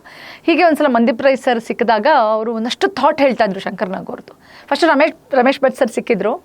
ಅವ್ರು ರಂಗಭೂಮಿ ಶಂಕರ ಹಿಂಗೆ ಮಾಡ್ಬೇಕು ಅಂದ್ಕೊಂಡಿದ್ದ, ಹಂಗೆ ಮಾಡ್ಕೋಬೇಕು ಅಂದಿದ್ದಾನಂತೆಲ್ಲ ಹೇಳೋರು. ನಮ್ಗದೊಂದು ಸ್ವಲ್ಪ ಒಂದೊಂದು ತಲೆಗೆ ಅನ್ನಿಸ್ತಾ ಇತ್ತು, ಹೌದಾ ಹಿಂಗೆಲ್ಲ ಐಡಿಯಾ ಇತ್ತ ಸರ್ಗೆ ಅಂತ. ಮಂದೀಪ್ ರೈ ಸರ್ನ ಕೇಳಿದಾಗ ಅವರು ಒಂದಷ್ಟೆಲ್ಲ ಹೇಳಿದ್ರು. ಅವಾಗ ರಾಜ್ಗುರು ಹೇಳಿದ್ರು, ಯಾಕೆ ನಾವು ನಾಟಕೋತ್ಸವ, ಆದರೆ ಅದು ಬರೀ ಶಂಕರ್ನಾಗ್ ಹೆಸರಿದ್ರೂ ಕೂಡ ಆ ದಿನ ನಿಮ್ಮ ನಂಬಲ್ಲ, ಕುವೆಂಪು ಅವರ ಜನ್ಮದಿನಾಚರಣೆ ಬಂತು. ಅವತ್ತು ನಾವು ಜಲಗಾರ ಅದೊಂದು ಚಿಕ್ಕ ಬೈಟ್ ನಾಟಕ ಮಾಡಿದ್ವಿ, ಕುವೆಂಪು ಅವರ ನಾಟಕ ಓದನ್ನು ಮಾಡಿದ್ವಿ. ಮತ್ತು ಶಂಕರಾಟಕೋತ್ಸವ ಮತ್ತು ರಂಗಧಾರಿಣಿ ಅಂತ ಹೇಳಿ 5 ದಿನ ಮಹಿಳಾ ನಾಟಕೋತ್ಸವ ಮಾಡಿದ್ವಿ. ಎಲ್ಲವನ್ನ ಒಳಗೊಂಡಿದ್ದೇ ಶಂಕರ್ನಾಗ್ ನಾಟಕೋತ್ಸವ. ಬರೀ ಶಂಕರ್ನಾಗ್ ಅಂದ ತಕ್ಷಣ ಅವ್ರು ಅಭಿನಯಿಸಿರೋ ನಾಟಕಗಳು ಅಥವಾ ಅವರಿದ್ದ ನಾಟಕಗಳೇ ಅಂತಲ್ಲ, ಬೇರೆ ಬೇರೆ ಬೇರೆ ರಂಗತಂಡಗಳು ಬೇರೆ ಬೇರೆ ಉದ್ದೇಶಗಳನ್ನು ಇಟ್ಕೊಂಡಿರುವಂಥ ನಾಟಕಗಳನ್ನು ಕೂಡ ನಾವು ಚೋಮನ ದುಡಿ ಆಯಿತು, ಗುಲಾಬಿ ಗ್ಯಾಂಗ್ ಆಗಿದೆ, ಪೂಲನ್ ಮಾಡಿದ್ದೀವಿ. ಎಲ್ಲ ಬಹುಶಃ ರಂಗಪಯಣದ ಎಲ್ಲ ನಾಟಕಗಳನ್ನು ನಾವು ಮಾಡಿದ್ದೀವಿ ನಾಟಕೋತ್ಸವದಲ್ಲಿ. ಯಾಕೆ ಅಂದರೆ ಅವಾಗ ಬೇರೆ ತಂಡನ ಕರೆಸ್ಬೇಕು ಅಂದರೆ ಎಲ್ಲಿಂದಪ್ಪ ಪೇಮೆಂಟ್ ಕೊಡೋದು ಅನ್ನೋ ಭಯ ಇತ್ತು ನಮಗೆ. ಸೊ ಆ ವರ್ಷ ಮಾತ್ರ ನಾವು 1 ವರ್ಷ ರಂಗಧಾರಿಣಿ ಅಂತ ಹೇಳಿ ಮಹಿಳಾ ನಾಟಕೋತ್ಸವ ಅಂತ ನಮ್ಮದೇ ಮಹಿಳಾ ನಾಟಕಗಳನ್ನು ಮಾಡಿದ್ವಿ. ಈ ಉದ್ದೇಶದ ಶಂಕರ ನಾಟಕೋತ್ಸವ ಪ್ರಾರಂಭ ಮಾಡಿದ್ವಿ. ಅದು ಸಂಜೆ 4 ಗಂಟೆ 4:30 ಜನ ಬಂದ್ಬಿಡೋರು. 5 ಗಂಟೆ ಕಾರ್ಯಕ್ರಮ ಶುರು ಆಗ್ತಿತ್ತು. ಒಂದಷ್ಟು ವಿಷಯಗಳ ಬಗ್ಗೆ 1 ಅವರ್ ಮಾತು, ಮತ್ತು ಒಂದು ನಾಟಕ ಏಕವ್ಯಕ್ತಿ ಪ್ರದರ್ಶನ ಇರ್ಬೋದು, ಅಥವಾ ಅದ್ರ ಬಗ್ಗೆ ಯಾವ್ದಾದ್ರು ಸಾಹಿತ್ಯದ ಬಗ್ಗೆ ಮಾತು, ಈ ಥರದ್ದು 1 ಅವರು, ಮತ್ತು ಅದಾದಮೇಲೆ ನಾಟಕ, ಈ ಥರ. ಮತ್ತು ಪ್ರತಿ ವರ್ಷ ಶಂಕರ್ನಾಗ್ ಅವರ ಹೆಸರಲ್ಲಿ ಪ್ರಶಸ್ತಿ ಅಂತ ಹೇಳಿ ಕೊಡ್ತಾ ಇದ್ವಿ. ಅದನ್ನು ನಡೆಸ್ಕೊಂಡು ಒಂದು 6 ವರ್ಷ ನಾವು ಆ ಉತ್ಸವವನ್ನು ಮಾಡಿದ್ವಿ. ಸರ್ಕಾರದ ಅನುದಾನ ಇದೆ, ಆದರೆ ನಾನು 1 ವರ್ಷ ಏನೋ ತೊಗೊಂಡಿದ್ದು ಬಿಟ್ಟರೆ 16 ವರ್ಷದಲ್ಲಿ ಸರ್ಕಾರದ ಯಾವ ಅನುದಾನದಲ್ಲೂ ಕೂಡ ರಂಗಪಯಣ ಇಲ್ಲಿವರೆಗೂ ಕೆಲಸ ಮಾಡಿಲ್ಲ. ಮುಂದೆ ಗೊತ್ತಿಲ್ಲ. ಇಲ್ಲಿವರೆಗೂ ನಾವೇ ಟಿಕೆಟ್ ಹಣ ಹೆಚ್ಚು ನಮಗೆ ಸಪೋರ್ಟ್ ಮಾಡಿದ್ದೆ ಟಿಕೆಟ್ ಹಣ ಮತ್ತು ಒಂದಷ್ಟು ಜನ ಪ್ರೋತ್ಸಾಹಕರು. ಒಂದಿನ ನಾನು ಆಡಿಟೋರಿಯಂ ಬಾಡಿಗೆ ಕಟ್ತೀನಿ ಅಂತ, ನೀವು ನಂಬಲ್ಲ, ನೀವು ಶಂಕರ್ನಾಗ್ ನಾಟಕೋತ್ಸವ ಅಂದಿದ್ದಕ್ಕೆ ನೆನಪಾಯಿತು. ಒಂದಿನ ಶಂಕರ್ನಾಗ್ ನಾಟಕೋತ್ಸವ ಸಂಸಾಲ್ ಮಾಡಿದ್ವಿ. ಕೋವಿಡ್ ಟೈಮಲ್ಲಿ ಕಲಾಕ್ಷೇತ್ರ ನಮಗೆ ಸಿಗಲಿಲ್ಲ ಅಂತ. ಆಗ ನಾನು ಕನ್ಸೀವ್ ಇದ್ದೆ, ನಾನು ಪ್ರೆಗ್ನೆಂಟ್ ಇದ್ದೆ. ಆಗ ಇನ್ನೂ ಹೇಳ್ತಾ ಇದ್ದೀನಿ, ನಿನಗೆ ಶೋ ಮಾಡ್ತಾ ಇದ್ರೆ ಸ್ಟೇಜ್ ನೀನು ಡೆಲಿವರಿಗೆ ಹೋಗಲ್ಲ ಅನ್ಸುತ್ತೆ. 1 ವೀಕ್ ಇತ್ತು ಆಗ ಡೆಲಿವರಿಗೆ. ಆಗ ಊಟಕ್ಕೆಲ್ಲ ಹೊರಟರು, ಕ್ಯಾಂಟೀನ್ಗೆ ಹೊರಟ್ವಿ, ಕಾರಂತಣ್ಣ ಕ್ಯಾಂಟೀನ್ಗೆ. ಎಲ್ಲರೂ ನಡಿ ಊಟಕ್ಕೆ ಅಂತೆಲ್ಲ ಹೇಳಿದ್ರು ರಾಜ್ಗುರು. ನನಗೆ ಅದೊಂಥರ ಟೆನ್ಷನು. 30-40 ಜನ ಬಂದರೆ ಹೇಗೆ 40 ಜನಕ್ಕೆ ಇವತ್ತು ನಾವು ದುಡ್ಡು ಅರೇಂಜ್ ಇದೆ ಅಲ್ಲ, ನಾನು ಊಟ ಆಗಿದ ತಕ್ಷಣ ಪೇಮೆಂಟ್ ಮಾಡಿಬಿಡ್ಬೇಕು, ಹಿಂಗೆಲ್ಲ ಮಾತಾಡ್ತಾ ಇದ್ವಿ. ನೀವು ಮಾಡಿ ಊಟ ಮಾಡಿ ಅಂತೆಲ್ಲ ಅಂದರು. ಊಟ ಮಾಡಿದ್ವಿ, 40-45 ಜನ ಇದ್ವಿ, ಎಲ್ಲರೂ ಊಟ ಮಾಡಿದ್ವಿ. ಬಂದ್ವಿ, ಊಟ ಆಯಿತು. ಅವತ್ತು ಬಿಲ್ ಪೇ ಮಾಡಿದ್ವಿ ನಂಬಲ್ಲ. ಅವತ್ತು ರವೀಂದ್ರ ಕಲಾಕ್ಷೇತ್ರದ ಸೆಕ್ಯೂರಿಟಿ ಅಣ್ಣಂದರು, ನೀವು ಇಷ್ಟು ಬ್ಯೂಟಿಫುಲ್ಲಾಗಿ ನಾಟಕೋತ್ಸವ ಮಾಡ್ತಾ ಇದ್ದೀರಾ, ಇಷ್ಟು ಶ್ರಮದಿಂದ ಕೆಲಸ ಮಾಡ್ತೀರಾ, ನಮಗೇನೂ ಮಾಡೋಕ್ಕಾಗಲ್ಲ, ಅಟ್ಲೀಸ್ಟ್ ಈ ಹೊತ್ತು ಒಂದು ಊಟ ನಾವು ಕೊಡಿಸ್ತೀವಿ ಅಂತೇಳಿ ಅಣ್ಣಂದ್ರೆ ಅವತ್ತು ಅಷ್ಟು ಜನಕ್ಕೂ ಊಟ ಕೊಡಿಸಿದ್ರು. ಹೀಗಾಗಿದ್ದೇ ನಾಟಕೋತ್ಸವ. ಹೀಗೆ ರಂಗಪಯಣ ಬೆಳೆದಿದ್ದು, ಹೀಗೆ ತಂಡಗಳನ್ನ ಕಟ್ಟಿದ್ದು, ಹೀಗೆ ಶೋಸ್ ಮಾಡಿದ್ದು. ನಾವು ಬೇರೆ ಕಡೆ ಶೋಸ್ ಹೋದಾಗ ಇಷ್ಟು ಸಾವಿರ ಅಂತ ಹೇಳಿ ಸಂಭಾವನೆ ಇದ್ದು, ಎಷ್ಟೋ ಕಡೆ ನನಗೆ ಅದಕ್ಕಿಂತ ಹೆಚ್ಚಾಗಿ ಸಂಭಾವನೆ ಸಿಕ್ಕಿ ನಾನು ತಂಡ ಕಟ್ಟಿ ನಾಟಕ ಮಾಡಿರೋದಿದೆ. ಬಹುಶಃ ಆ ಥರದೊಂದು ಹ್ಯೂಜ್ ಸಪೋರ್ಟ್ ಇರಲಿಲ್ಲ ಅಂತ ಹೇಳಿದರೆ ನಾನು ಮಾಡೋಕ್ಕಾಗ್ತಿರಲಿಲ್ಲ. ಸ್ಟಾರ್ಟಿಂಗಲ್ಲಿ ನನಗಿತ್ತು, ನಾನು ತಂಡ ಕಟ್ಟಿದಾಗ ರಂಗಪಯಣ ಫಸ್ಟ್ ಬ್ಯಾನರ್ ಬಿದ್ದಾಗ, ನೀವೆಲ್ಲನೂ ತಂಡ ಕಟ್ಟಂಗೆ ಆಗಿಬಿಟ್ರಿ ಅನ್ನೋ ಒಂದು ಮಾತು ನಾನು ತುಂಬ ಫೈಟ್ ಮಾಡಿದೆ. ಹೌದಾ, ಏನಕ್ಕೆ ಹಂಗೆ, ನೀವು ಕಟ್ಬೋದು ಅಂದರೆ ಯಾಕೆ ನಾವು ಕಟ್ಟೋಕ್ಕಾಗಲ್ವಾ ಅಂತ. ಹಾಗೆ ರಂಗಪಯಣ ಸಮುದಾಯದ ಪರವಾಗಿ ಮತ್ತು ಮಹಿಳಾ ಪರವಾಗಿ ಒಂದು ಧ್ವನಿ ಆಗಬೇಕು. ಹಸುವಿನ ಅಂದರೆ ಇಡೀ ಹೆಸರಲ್ಲದವರು ಅಂತ ನಾಟ್ಕೊಂಡು ಹಸುವಿನ ಕತೆ ಅದು. ನಾವು ಇಂಥದ್ದೇ ಕತೆ, ನಂಗೆ ಶೋ ಸಿಗದೇ ಇದ್ರೂ ಪರವಾಗಿಲ್ಲ. ಪೂಲನ್ದೇವಿ ಅಂತ, ನೀವು ಪೂಲನ್ದೇವಿ ಅಂದ ತಕ್ಷಣ ಎಲ್ಲರೂ ಹೇಳ್ತಾರೆ ಡಕಾಯಿತಿ ಪೂಲನ್ದೇವಿ. ಅಂದರೆ ಪೂಲನ್ದೇವಿ ಡಕಾಯಿದೆ ಯಾಕಾದ್ಲು ಅಂತ ಯೋಚನೆ ಮಾಡಲ್ಲ. ಓಕೆ, ಸೊ ಪೂಲನ್ದೇವಿ ಅನ್ನೋ ದೇವಿಯವರ ಕಥೆಗಳನ್ನ ಹೇಳುವಂಥ ನಾಟಕಗಳನ್ನ ಕಟ್ಟಿದ್ವಿ. ಸೊ ಹೀಗೆ ಸಮಾಜಮುಖಿಯಾಗೇ ಕೆಲಸ ಮಾಡಬೇಕು ಅನ್ನೋ ನಮ್ಮ ಹಠ ಇದೆಯಲ್ಲ, ಸೊ ಅದನ್ನು ನಾವು ಬದಲಾಯಿಸ್ಕೊಳ್ಳೋದೇ ಇಲ್ಲಿವರೆಗೂ ಅದೇ ಕೆಲಸ ಮಾಡ್ಕೊಂಬಂದಿದ್ದೀವಿ. ಈಗ ನೋಡಿ, ನಾವು ಗುಲಾಬಿ ಗ್ಯಾಂಗ್ ಪಾರ್ಟ್ 3 ಅನೌನ್ಸ್ ಮಾಡಿದ್ದೀವಿ. ಈ ಜುಲೈಲಿ 31ನೇ ತಾರೀಕು ಶೋ. ಗುಲಾಬಿ ಗ್ಯಾಂಗ್ ಭಾಗ 3 ಯಾಕೆ ಅಂತ ಕೆಲವರು ನಗಾಡ್ಬೋದು, ಕೆಲವರು ರೇಗಿಸ್ಬೋದು, ಕೆಲವರು ಯಾಕಿದೆಲ್ಲ ಅಂತ ಅನ್ಬಹುದು. ಆದರೆ ಯಾಕೆ ಗುಲಾಬಿ ಗ್ಯಾಂಗ್ ಅಂದರೆ, ಸಂಪತ್ ಪಾಲ್ ದೇವಿಯವ್ರ ಹೋರಾಟ ನಿರಂತರ. ಅದು ಒಂದು ಸಲಕ್ಕೆ ನಾಟಕ ಮಾಡಿ ಇವ್ರ ಹೋರಾಟ ಇದಪ್ಪ ಹಿಂಗಿತ್ತು ಅಂತ ಹೇಳಿ ಮುಗಿಸ್ಬೋದು. ಆದರೆ ಅವ್ರು ಇಡೀ ಜೀವನವನ್ನು ಹೋರಾಟಕ್ಕೆ, ಇಡೀ ಬದುಕನ್ನೇ ಮಹಿಳೆಯರಿಗಾಗಿ ಅಥವಾ ಇನ್ಯಾವುದೇ ಏನೇ ಸಮಸ್ಯೆ ಆದರೂ ಕೂಡ ಅಲ್ಲಿ ಹೋಗಿ ನಿಲ್ಲೋ ಅಂಥ ಹೆಣ್ಮಗಳವರು. ಅಂತ ಸಂಪತ್ ಪಾಲ್ ದೇವಿಯವರು ಪಾರ್ಟ್ 1 ಮಾಡಿ, ಪಾರ್ಟ್ 2 ಮಾಡಿ, ಎಷ್ಟೋ ವಿಷಯಗಳು ಹೇಳಿದ್ವಿ, ಬಿಟ್ವಿ. ಮತ್ತು ಇನ್ನೂ ತುಂಬ ವಿಚಾರಗಳು ಹಾಗೆ ಉಳ್ಕೊಳ್ತು. ನಾವಿವಾಗ ಮಾತಾಡಬೇಕಾಗಿರೋದು ಮಹಿಳಾ ಪರವದ್ದಾಗಲಿ, ಮಹಿಳಾ ಶಿಕ್ಷಣ ಆಗಲಿ, ಮಹಿಳಾ ಬದುಕುವಂಥ ಹಕ್ಕಾಗಲಿ, ಅಥವಾ ಸಮುದಾಯದ ಪರವಾಗಿ ಮಾತಾಡುವಂಥದ್ದಾಗಿರೋದ್ರಿಂದ ನಾವು ಇನ್ನೂ ಸ್ಟ್ರಾಂಗ್ ಆಗಿರೋ ಸ್ಕ್ರಿಪ್ಟ್ನ ನಾವು ತೊಗೊಳ್ಬೇಕು ಅಂತ ಅನ್ನಿಸಿ ನಾವು ಗುಲಾಬಿ 3 ಅನೌನ್ಸ್ ಮಾಡಿದ್ದೀವಿ, ತಯಾರಿ ಮಾಡ್ತಾಯಿದ್ದೀವಿ ಶೋಗೆ. ಚೆನ್ನಾಗಾಗುತ್ತೆ ಅಂತ. ಕ್ರಾಸಿಂಗರ್ಸ್ ನಾನು ರಾಜ್ಗುರು ರಂಗಭೂಮಿಯಲ್ಲೇ ಭೇಟಿ ಮಾಡಿದ್ದು. ಅದು ನಂಗೆ ರಾಜು 2004-05 ಪರಿಚಯ. ನಾನು ನ್ಯಾಷನಲ್ ಕಾಲೇಜಲ್ಲಿ ಇದ್ದಾಗ ಈ ಥರದ್ದೆಲ್ಲ ಕಾಂಪಿಟೇಷನ್ ಅದು ಇದೆಲ್ಲ ಇರ್ತಿತ್ತಲ್ಲ, ಆವಾಗ ಭಾರಿ ಸಾಹಸ ನಮ್ಮದೇ ಎಲ್ಲ ಕ್ಲಾಸ್ಗಿಂತ ನಮ್ಮದೇ ವಿಶೇಷವಾಗಿರ್ಬೇಕು, ನಾವೇ ಟಾಪಲ್ಲಿ ಇರಬೇಕು ಇನ್ನೋದೆಲ್ಲ. ಖರ್ಚಾದ್ರೂ ಪರವಾಗಿಲ್ಲ, ಏನೋ ಒಂದು ಮಾಡ್ತಾಯಿದ್ವಿ ನಾವು. ಸೊ ಆಗ ನಾನು ಫೋಕ್ ಡ್ಯಾನ್ಸ್ ಮಾಡಿದ್ವಿ, ಎಲ್ಲ ಪೂರ್ತಿ ಪಟ, ಪೂಜಾ ಕುಣಿತ, ಕಂಸಾಳೆ ಹೀಗೆಲ್ಲ ಕಲ್ತ್ಕೊಂಡಿದ್ವಿ ನಾವು. ಆವಾಗ ರಾಜ್ಗುರು ನುಡ್ಸಕ್ಕೆ ಬಂದಿದ್ದರು. ಸೊ ನಾನು ಆಗಲೇ ಫಸ್ಟ್ ನೋಡಿದ್ದು 2004. ನಂತರ ಅಂಥ ಏನು ಭೇಟಿ ಇರಲಿಲ್ಲ. ನಾವು ಥಿಯೇಟ್ರಲ್ಲಿ ನಾವು ಫುಲ್ಲು ಮುಳುಗಿ ಎಲ್ಲ ಇದ್ದು ಅಲ್ಲೇ ಇದ್ವಲ್ಲ, ನಮಗೆ ಬೇರೇನೂ ಗೊತ್ತಾಗ್ತಿರ್ಲಿಲ್ಲ. ಆದರೆ 2012 ರಾಜ್ಗುರು ನಂಗೆ ಮತ್ತೆ ವಾಪಸ್ ಸಿಕ್ಕಿ ನಾವು ರಂಗಭೂಮಿಯಲ್ಲೇ ಪರಿಚಯ ಆಗಿ, ರಂಗಭೂಮಿ ಸ್ನೇಹ ಪ್ರೀತಿಯಿಂದ ನಾವು 2014 ಮದುವೆ ಆದ್ವಿ. ಅದಾದಮೇಲೆ ನಮಗೆ ಗಾರ್ಗಿ ಅಂತ ಮಗಳು ಹುಟ್ಟಿದ್ಲು. ಅವಳಂತೂ ತುಂಬ ವಿಶೇಷವಾಗಿ ಮಾಡಿದ್ವಿ ಗಾರ್ಗಿ ಅಂತ. ಅದು ಆಸೆ ಇತ್ತು ಕೂಡ ನಮಗೆ. ಒಂದು ಮೇಯ್ನ್ ವಿಶೇಷ ಯಾಕೆ ಮಾಡಿದ್ವಿ ಅಂದರೆ, ಹೆಣ್ಮಗು ಹುಟ್ಟಿತು ಅನ್ನೋ ಕಾರಣಕ್ಕೆ. ಮೇಯ್ನ್ ರೀಸನ್ ಅದೇ. ನಂಗೆ ಗೊತ್ತಿಲ್ಲ, ಬಹುಶಃ ಗಂಡು ಹುಟ್ಟಿದ್ರೆ ಅದೆಲ್ಲ ಸೆಲೆಬ್ರೇಟ್ ಅಂತೀರಾ, ನಂಗೆ ಗೊತ್ತಿಲ್ಲ ಆ ಟೈಮ್. ಯಾಕಂದರೆ ನಂಗೆ ಅವಳು ಹುಟ್ಟಿದ್ದು ಒಂದು ಖುಷಿ ಇತ್ತಲ್ಲ. ಸೊ ಹಾಗಾಗಿ ಅವಳಿಗೆ ಎಲ್ಲರೂ ವಿಶೇಷವಾಗಿ ಮಾಡಬೇಕು ಅಂತ ಅನ್ನಿಸಿತ್ತು. ಗಾರ್ಗಿ ನಾಮಕರಣನೂ ಕೂಡ ಮಾಮೂಲಿ ಆಗಿರಲಿಲ್ಲ. ಅವಳಿಗೆ ಗಾರ್ಗಿ ಅಂತ ಹೆಸರಿಟ್ವಿ. ಗಾರ್ಗಿ ವಿಷಯಕ್ಕೆ ಸಂಬಂಧಪಟ್ಟ ಗಾರ್ಗಿಯವರ ಇಡೀ ಇತಿಹಾಸವನ್ನು ರಘುನಂದನ್ ಸರ್ ಅದನ್ನು ರಂಗರೂಪಕ್ಕೆ ಇಳಿಸಿ, ರಾಜ್ಗುರು ಅದನ್ನು ನಿರ್ದೇಶನ ಮಾಡಿ, ನಮಗೆ ಯಾರೇ ಮಂತ್ರ ಮಾಂಗಲ್ಯ ಮಾಡಿಸಿದ್ರು ಅಂದರೆ ಹಂಸಲೇಖ ಸರು, ಪ್ರಸಾದ್ ಸರು, ಇವರೆಲ್ಲ ಯಾರೇ ನಮ್ಗೆ ನಿಂತು ಮದುವೆ, ಮನೋಹರ್ ಸರು, ಗುರುಕಿರಣ್ ಸರ್ ಯಾರು ಮದುವೆ ನಿಂತು ಮಾಡಿದ್ರು, ಅವರೆಲ್ಲರನ್ನೂ ಅವತ್ತು ಕರೆಸಿ ಮಗಳನ್ನ ಅವರೇ ಅದ್ರ ಸೀನ್ ಕೂಡ ಬರುತ್ತೆ, ತೊಟ್ಲಿಗೆ ಹಾಕೋ ಸೀನ್ ಇದೆ. ಗಾರ್ಗಿನ ಮಗಳನ್ನೇ ಕರೆಸಿ ತೊಟ್ಟಲಿಗೆ ಹಾಕಿ ಅಲ್ಲೂ ನಾಮಕರಣ ಸ್ಟೇಜ್ ಮೇಲೆ ಆಗಿ ಅವಳಿಗೆ ನಾಟಕವನ್ನು ಮಾಡಿ, ಇಡೀ ಗಾರ್ಗಿ ಅಂದರೆ ಏನು ಅನ್ನೋ ಕತೆ ಹೇಳೋದ್ರ ಮೂಲಕ ನಾವು ಗಾರ್ಗಿ ನಾಟಕ ಕಟ್ಟಿದ್ವಿ. ಅದಂತೂ ಬಹಳ ಖುಷಿ, ಇಡೀ ರಂಗಭೂಮಿಯವ್ರಿಗೂ ಅದೊಂದು ಖುಷಿ ಇತ್ತು, ಎಷ್ಟು ಬ್ಯೂಟಿಫುಲ್ಲಾಗಿ ಮಾಡಿದ್ರು ಅಂತ. ಮತ್ತು ವರ್ಷ ಒಂದು ಉದ್ದೇಶವನ್ನು ಇಟ್ಕೊಂಡೆ ಅವಳ ಹುಟ್ಟುಹಬ್ಬನ ಮಾಡ್ತೀವಿ. ಅದರಲ್ಲೂ ರಂಗಭೂಮಿ ಈ ಥರದ್ದೇ ನಾಟಕ. ಈಗ ಜೊತೆಗೆ ಬರ್ತಾಳೆ, ನಮ್ಮ ರಿಹರ್ಸಲ್ಸ್ ಎಲ್ಲ ಜೊತೆಗೆ ಇರ್ತಾಳೆ, ನಮ್ಮ ಜೊತೆನೇ 3 ತಾಸು ಇರ್ತಾಳೆ, ನಾವು ಹೇಳೋ ಡೈಲಾಗೆಲ್ಲ ರಿಪೀಟ್ ಮಾಡ್ತಿರ್ತಾಳೆ. ಸೊ ನಾವು ಬಿಟ್ಬಿಟ್ಟಿದ್ದೀವಿ ಥಿಯೇಟ್ರ್ ಅದು ಅವಳು ಇಷ್ಟ ಅಂದರೆ ಇಷ್ಟ ಅಂತ. ನನಗೆ ಒಂಥರ ಹೆಂಗೆ ಅಂದರೆ ಸುಮ್ಮನೆ ಕೂತಿರೋ ರೀಡಿಂಗ್ ನಡೀತಾ ಇದೆ, ಸುಮ್ಮನೆ ಕೂತಿದ್ರೆ ರಂಗಪಯಣ ಯಾಕೆ ಇದು ಮಾಡಬಾರ್ದು, ರಂಗಪಯಣ ಯಾಕೆ ಅದು ಮಾಡಬಾರ್ದು, ನಾವು ಯಾಕೆ ಇದು ಮಾಡಬಾರ್ದು, ಏನೇನೋ ಥಾಟ್ಸ್ ಬರ್ತಾನೇ ಇರುತ್ತೆ. ದೊಡ್ಡದು ಏನಾದರೂ ಮಾಡ್ತಾನೆ ಇರಬೇಕು ಅಂತ ನನಗೆ ಪ್ರತಿ ಸಲ ಅನ್ನಿಸ್ತಾ ಇರುತ್ತೆ. ದಿಢೀರಂತ ನೆನ್ನೆ ಕುತ್ಕೊಳ್ಳೋಂಗೆ ಅನಿಸ್ತಾ ಇತ್ತು. ನಾವು ಈ ಸಲ ಗುಲಾಬಿಗೆ ಹೆಂಗೆ ಮಾಡಿದ್ರೆ part 1 part 2 part 3 daily full ಒಂದು 3 ದಿನ ಮಾಡಬೇಕು ಕಂಟಿನ್ಯೂಸ್ ಆಗಿ. ಒಂದಿನ ಒಂದು ಜನಕ್ಕೆ ಸಂಪತ್ ಪಲ್ದೇವಿ ಅಂದರೆ ಒಂದು ಪಿಕ್ಚರ್ ಸಿಕ್ಬಿಡ್ಬೇಕು ಅಂತ.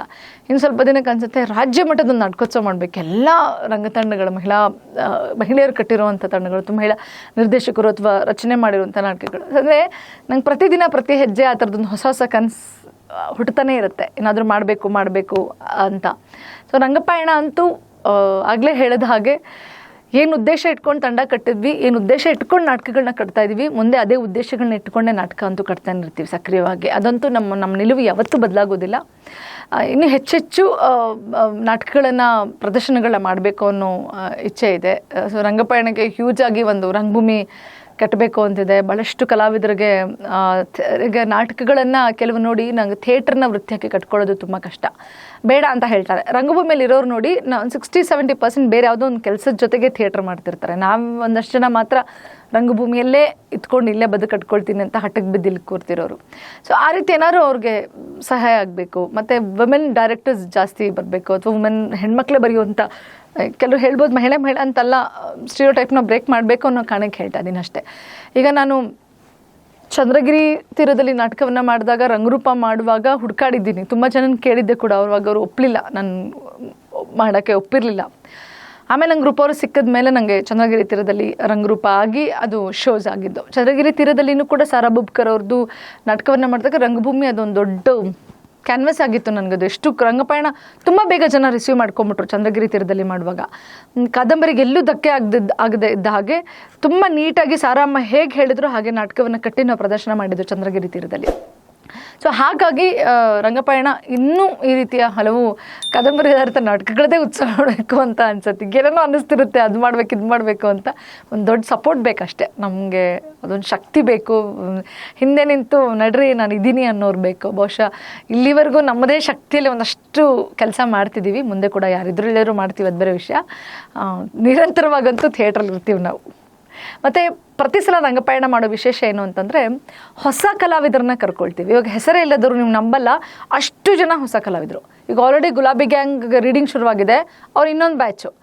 ಸ್ವಲ್ಪ ಜನ ಹಳಬ್ರು, ಅದರ ಹೊಸಬ್ರು ಅಂದ್ರೆ ಹೆಂಗೆ ಹೆಸರಿಲ್ಲದವ್ರದ್ದು ಹಿಂದಿನ ಪ್ರೊಡಕ್ಷನ್ನು, ಅವರು ತೀರಾ ಏನು ಹಳಬ್ರಲ್ಲ. ಮತ್ತು ಇನ್ನೊಂದಷ್ಟು ಜನ ಹೊಸ ಹುಡುಗರು ಸೇರ್ಕೊಂಡಿದ್ದಾರೆ. ಮತ್ತು ಹೊಸ ಕಲಾವಿದರ ಜೊತೆ ಗೂಡಿ ಕೆಲಸ ಮಾಡ್ತೀವಿ. ಎನರ್ಜಿನ ಕೊಟ್ಟು ವಾಪಸ್ ಎನರ್ಜಿನ ತಗೊಂಡು ಕೆಲಸ ಮಾಡ್ತಾ ಇರ್ತೀವಿ. ನಡೀತಾ ಇದೆ ಅಷ್ಟೇ. ನನಗೆ ಮದುವೆ ಆದಮೇಲೆ ಅದೇ ನಾನು ಯಾವಾಗಲೂ ಹೇಳಿದೆ, 12 hours ಕೆಲಸ ಮಾಡಿದ ಥಿಯೇಟ್ರಲ್ಲಿ. ಮದುವೆ ಆದಮೇಲೆ 24 hours ಕೆಲಸ ಮಾಡೋಕ್ಕೆ ಶುರು ಮಾಡಿಬಿಟ್ಟೆ. ನಮ್ಮ ಮನೇಲಿ ನಮ್ಮ ಅಪ್ಪಾಜಿ ಅಂದರೆ ರಾಜು ತಂದೆ, ನನ್ನ ನಾದ್ನೀರು, ನನ್ನ ಪುಟಾಣಿಗಳು ಎಲ್ಲರೂ ನಂಗೆ ರಂಗಪಯಣದ ಯಾವ್ದಾದ್ರು ಹೊಸ ನಾಟಕ ಅಂದರೆ ಅಷ್ಟು ಜನ ಹಾಜರಿರ್ತಾರೆ. ಈಗಲೂ ಕೂಡ ಫಸ್ಟ್ ಶೋ ಮಿಸ್ ಇಲ್ಲದೆ ನೋಡ್ತಾರೆ. ಎಷ್ಟೇ ಬ್ಯುಸಿ ಇರಲಿ ಬಂದು ನೋಡಿ ರಿವ್ಯೂ ಮಾಡಿಬಿಟ್ಟು ಹೋಗ್ತಾರೆ. ನನಗೆ ರಿವ್ಯೂ ಮಾಡಲ್ಲ, ರಾಜ್ಗುರು ತಪ್ಪಿದ್ರೆ ಮಾತ್ರ ಹೇಳ್ತಾ ಇರ್ತಾರೆ. ನಂದವರೇ ನೀವು ಸಖತ್ತಾಗಿ ಮಾಡಿದ್ರಿ ನೈನವರೇ ಅಂತಿರ್ತಾರೆ. ಅಪ್ಪಾಜಿ ನನಗೆ ಇನ್ನೂ ನೆನಪಿದೆ. ನನಗೆ ಅವರು ಖುಷಿ ಅನ್ನಿಸ್ತು ಒಂದ್ಸಲ. ನಾನು 2015 ಅಂದರೆ ಅವ್ರ ಥಾಟ್, ಅವ್ರ ಮೆಂಟಾಲಿಟಿ ಹೆಂಗಿತ್ತು ಅಂದರೆ, ಅದೇ ಗುರಾಜ್ ಹೊಸಕೋಟೆ ಅವರು ಇಡೀ ಕರ್ನಾಟಕ ಕಂಡ ಮಹಾ ದೊಡ್ಡ ಹಾಡುಗಾರ ಅವರು. ಅವ್ರ ಮಗ ರಾಜ್ಗುರು 2015 ಚಂದ್ರಗಿರಿ ತೀರದಲ್ಲಿ ಮಾಡಿದ್ವಿ. ತುಂಬ ಜನ ಇಷ್ಟಪಟ್ಟರು ನಾಟಕನ, ತುಂಬ ಮಾತಾಡಿದರು ನಾಟಕನ. ಆವಾಗ ಅಪ್ಪಾಜಿ ಕರೆದೇ ಹೇಳಿದ್ರು, ಮಗ ಈಗ ನಯನ ನಾಟಕ ಮಾಡ್ತಿದ್ದಾಳೆ ಅಂದ ತಕ್ಷಣ ಜನ ಮಾತಾಡಿಸ್ತಾರೆ, ಹೇಳ್ತಾರೆ ತುಂಬ ಚೆನ್ನಾಗಿ ಮಾಡಿದೆ ಅಂತಾರೆ. ಆಗ ನಿನಗೆ ನಾನು ಗಂಡು ಅನ್ನೋದು ಬೀಗಿ, ಅಯ್ಯೋ ನಯನ ಇನ್ನೇನೋ ಬೆಳೀತಿದ್ದಾಳೆ ಅನ್ನೋದು ನಿನ್ನ ತಲೆಗೆ ಹೊಕ್ಕಿದ್ರೆ ಅದು ಬದುಕಾಗಿರೋದಿಲ್ಲ. ಬ್ಯಾಲೆನ್ಸ್ ಮಾಡಬೇಕು. ನೀನು ಗೆದ್ದಾಗ ಅವಳು ಬೆನ್ನು ತಟ್ಟಬೇಕು, ಅವಳು ಗೆದ್ದಾಗ ಅಂದರೆ ಜೊತೆಯಾಗಿ ನಡೆಯೋದನ್ನು ಕಲೀರಿಬ್ರು, ಆಗ ಮಾತ್ರ ನೀವೊಂದು ವೇಲ್ ನಡೀತೀರಾ ಅಂತ ಅಂದರು. ನಾನು ಇಲ್ಲದೇ ಇದ್ದಿರ್ಬೇಕಾದ್ರೆ ಅವ್ರೊಬ್ರಿಗೆ ಹೇಳಿದರು. ಆಮೇಲೆ ನನಗೆ ರಾಜ್ಕುರು ಹೇಳಿದರು. ಇದನ್ನು ಎಲ್ಲ ಮನೇಲೂ ಹೇಳಿಬಿಟ್ರೆ ಬಹುಶಃ ಒಂದು ಮಧ್ಯೆ ಒಂದು ಕಾನ್ಫ್ಲಿಕ್ಷನ್ನೇ ಬರೋದಿಲ್ಲ ಅಲ್ವ, ಜೊತೆಯಾಗಿ ನಡ್ಕೊಂಡು ಹೋಗ್ಬಿಡೋಣ ಅಂತ. ಆಮೇಲೆ ನಾನು ರಾಜ್ಗುರು ಬೆಳೆದಿತ್ತು. ನಾವು ಈ 10-12-13 ವರ್ಷ ನಾವು ಇದ್ದಿದ್ದು ಹಾಗೆ. ನೀನು ಮಾಡಬೇಕು, ಇದು ನಿನ್ನ ಕೆಲಸ, ಇದು ನಾನು ಮಾಡಬೇಕು, ಇದು ನನ್ನ ಕೆಲಸ ಅಂತ ನಾವು ಯಾವತ್ತೂ ಮಾತಾಡ್ಕೊಂಡು ಕೆಲಸ ಮಾಡಿದ್ರಲ್ಲ. ಇದು ನಮ್ಮ ಕೆಲಸ, ನಾವು ಮಾಡಬೇಕು, ನಮ್ಮ ಕೆಲಸ ಅಂತ. ನಮ್ಮ ಅಪ್ಪಾಜಿನೂ ಅಷ್ಟೇ, ನಾನು ಗುಲಾಬಿ ಹಂಗೆ ಮಾಡಿದಾಗೆಲ್ಲ ಬರ್ತಾರೆ, ನಾಟಕ ನೋಡ್ತಿರ್ತಾರೆ. ಶೋ ಮಾಡಿದ್ಮೇಲೆ ಮಗ ಏನಾದ್ರು ಮಗ ಇನ್ನೊಂದು ಚೂರು ಹಿಂಗೆ ಆಗಬೇಕಿತ್ತು ಅಂತಾರೆ. ಚೆನ್ನಾಗಿ ಮಾಡಿದೆ ಅಂತ ಹೇಳ್ತಾರೆ. ಮನೇಲಿ ಚರ್ಚೆ ಮಾಡ್ತಿರ್ತಾರೆ, ಅವರೇ ಕಥೆ ಹೇಳ್ತಿರ್ತಾರೆ. ನೀವು ಈ ಸಲ ಇದು ಮಾಡಿಬಿಡ್ರಿ, ಈ ಸ್ಕ್ರಿಪ್ಟ್ ಮಾಡಿ, ನಾನು ಬರ್ಕೊಡ್ತೀನಿ, ನಾನು ನಾಟಕ ಬರ್ಕೊಡ್ತೀನಿ, ನೀವು ಮಾಡಿರಿ ಅಂತಿರ್ತಾರೆ. ಆಮೇಲೆ ನಾನೇ ಸಪೋರ್ಟ್ ಮಾಡ್ತಿರ್ತಾರೆ, ಅವರೇ ಆರ್ಟಿಸ್ಟ್ನ ಕಳಿಸ್ಕೊಡ್ತಿರ್ತಾರೆ. ಅವರು ಇನ್ಯಾವುದೋ ಶೋಸ್ ಇದ್ದಾಗ ಹೇಳ್ತಾರೆ. ಈ ಥರ ಫ್ಯಾಮಿಲಿ ನನಗೆ ತುಂಬ ಸಪೋರ್ಟ್ ಮಾಡ್ತು ಥಿಯೇಟ್ರ್ ಮಾಡೋದಕ್ಕೆ. ಕೆಲವೊಂದು ಸಲ ಅವ್ರಿಗೆ ನಾನು ಡಾನ್ಸ್ ಡೈರೆಕ್ಷನ್ ಮಾಡಿದ್ದೀನಿ, ಅವ್ರಿಗೆ ಅದು ಕೊರಿಯೋಗ್ರಫಿಗೆ ನಾನು ಅವ್ರಿಗೆ ಡಾನ್ಸ್ ಹೇಳ್ಕೊಟ್ಟಿದ್ದೀನಿ, ಅವರಲ್ಲಿ ಪರ್ಫಾರ್ಮ್ ಮಾಡಿದ್ದಾರೆ. ಅದು ನನಗೆ ಖುಷಿ ಅನ್ನಿಸ್ತು. ಅಕಸ್ಮಾತ್ ಏನಾದರೂ ಆಗ ಅವ್ರ ಟೈಮ್ಗೆ ಥಿಯೇಟ್ರ್ ಮಾಡಬಾರ್ದು, ಓದಬಾರ್ದು. ಆ್ಯಕ್ಚುಲಿ ನಾನು 2 ಮಾಸ್ಟರ್ಸು, ಈಗ PhD ನಾನು ಮದುವೆ ಆದಮೇಲೆ ಮಾಡ್ಕೊಂಡಿದ್ದು. ನಾನು ಮದುವೆಗೆ 2 ವರ್ಷಕ್ಕೇ ಫಸ್ಟ್ ಮಾಸ್ಟರ್ಸ್ ಮಾಡಿಕೊಂಡೆ. ಆಮೇಲೆ ಕನ್ಸೀವ್ ಇದ್ದಾಗ 2ನೇ ಮಾಸ್ಟರ್ಸ್ ಮಾಡೋಕ್ಕೆ ಶುರು ಮಾಡಿದ್ದು ನಾನು. ಒಂದು ಮಾಡಿದ್ದು ಬ್ಯಾಂಗ್ಳೂರ್ ಯೂನಿವರ್ಸಿಟಿಲಿ ವುಮೆನ್ ಸ್ಟಡೀಸ್ ಮಾಡಿದೆ. 2ನೇದು MA ಕನ್ನಡ ಮಾಡಿಕೊಂಡೆ. PhD ವುಮೆನ್ ಸ್ಟಡೀಸ್ ಡಿಪಾರ್ಟ್ಮೆಂಟಲ್ಲೇ PhD ಮಾಡ್ತಿದ್ದೀನಿ. ಆವಾಗ ಇದೆಲ್ಲವೂ ಮದುವೆ ಆದಮೇಲೆ ನಾನು ಮಾಡೋಕ್ಕೆ ಶುರು ಮಾಡಿದ್ದು. ಈಗ ಆ ಥರದ್ದು ಗೋಜುಗಳಿಲ್ಲ ಅಕ್ಕಪಕ್ಕದಲ್ಲಿ, ಯಾಕೆ ಇಷ್ಟೊತ್ತು, ಏನಿಷ್ಟೊತ್ತು ಅಂತ. ಬಟ್ ನನ್ನ ತಂಡದಲ್ಲಿ ಕೆಲಸ ಮಾಡೋ ತುಂಬ ಜನ ಹೆಣ್ಮಕ್ಳು ಈಗಲೂ ಕೂಡ ಥಿಯೇಟ್ರ್ ಮಾಡ್ತೀನಿ ಅಂತ ಹೇಳಲ್ಲ. ಈಗ ಕೂಡ ಶೋ ಮಾಡ್ತಾಯಿದ್ದೀವಿ, ನಾಟಕಕ್ಕೆ ಹೋಗ್ತಾಯಿದ್ದೀವಿ ಅಂತ ಈಗಲೂ ಹೇಳಲ್ಲ. ಅವರೇ ಬರ್ತಾರೆ, ಏನೇನೋ ರೀಸನ್ಸ್ ಕೊಟ್ಕೊಂಡು, ಪಾಪ ಕ್ಲಾಸಲ್ಲಿದ್ದೀನಿ ಅಥವಾ ಇನ್ನೇನೋ ಹೇಳಿ, ಅಪ್ಪ ಇನ್ನೆಲ್ಲೋ ಹೋಗ್ತಿದ್ದೀನಿ, ಅಮ್ಮ ಇನ್ನೆಲ್ಲೋ ಹೋಗ್ತಿದ್ದೀನಿ ಅಂತ ಹೇಳಿ ನಾಟಕಗಳನ್ನ ಮಾಡ್ತಿದ್ದಾರೆ. ಬಹುಶಃ ಎಲ್ಲ ಚೇಂಜಸ್ ಆಗಿರೋದ್ರ ಮಧ್ಯೆ ಈಗ ಹೆಣ್ಮಕ್ಳು ತುಂಬ ಸ್ವತಂತ್ರವಾಗಿ ನಾನು ನಾಟಕ ಮಾಡೋಕ್ಕೆ ಹೋಗ್ತಾ ಇದ್ದೀನಿ ಅಂತ ಮನೇಲಿ ಹೇಳುವಷ್ಟು ಹೇಳಿ ಇಲ್ಲಿ ಬಂದು ಥಿಯೇಟ್ರ್ ಮಾಡಬೇಕು ಅನ್ನೋ ಆಸೆ ಇದೆ. ಬಹುಶಃ ಆ ದಿನಗಳು ನೋಡ್ತೀವಿ ಅಂತ ಅನಿಸ್ತಿದೆ. ತುಂಬ ಸಣ್ಣ ನೋಡಿದ್ದಾಗ ಸರ್ ಜೊತೆ ಹೋಗ್ಬೇಕಾದ್ರೆ ಒಂದಷ್ಟು ಚಂದನದಲ್ಲಿ, ದೂರದರ್ಶನೆಲ್ಲ ಒಂದಷ್ಟು ಶಾರ್ಟ್ ಫಿಲ್ಮ್ಸ್, ಡಾಕ್ಯುಮೆಂಟ್ರಿ ಎಲ್ಲ ಮಾಡ್ತಾಯಿದ್ವಿ. ಆಮೇಲೆ ಬೆಳೀತಾ ಸೀರಿಯಲ್ಗೆ ಹೋಗ್ಬೇಕಾದ್ರೆ ಮೊದಲು ಹೋಗಿಲ್ಲ, ಯಾಕೆ ಭಯ ಇತ್ತು ನನಗೆ, ಏನೋ ಹೆದರಿಕೆ ಇತ್ತು, ಅದಕ್ಕೆ ಹೋಗಿಲ್ಲ. ಆಮೇಲೆ ಯಾಕೆ ಹೋಗಿಲ್ಲ ಅಂತಂದರೆ, ಅದಕ್ಕೆ ಅಂತ ಒಂದು ಟೈಮ್ ಇದೆ. ಒಂದು 7 o'clock ಹೋಗಬೇಕು, ಒಂದು 6 o'clock ಆಗುತ್ತೆ ನಾವು ಬರೋ ಅಷ್ಟರಲ್ಲಿ. 6 o'clock ಮೇಲೆ ರಿಹರ್ಸಲು. ಸಡನ್ನಾಗಿ ಶೋಸ್ ಇದ್ದರೆ ಶೂಟಿಂಗ್ ನಾವು ಕೇಳ್ಕೊಳಕ್ಕಾಗಲ್ಲ, ಆ ಥರ ಶೋಸ್ಗೆ ಹೋಗಬೇಕು ಅಂತ ಹೇಳೋಕ್ಕಾಗಲ್ಲ. ನಾಟಕಗಳಿಗೆ, ರಂಗಭೂಮಿ ನಾಟಕಕ್ಕೆ ತೊಂದರೆ ಆಗುತ್ತೆ. ಈ ಕಾರಣಕ್ಕೆ ನಾನು ಸಿನಿಮಾಗೆ, ಸೀರಿಯಲ್ಗೆ ಹೋಗಲಿಲ್ಲ.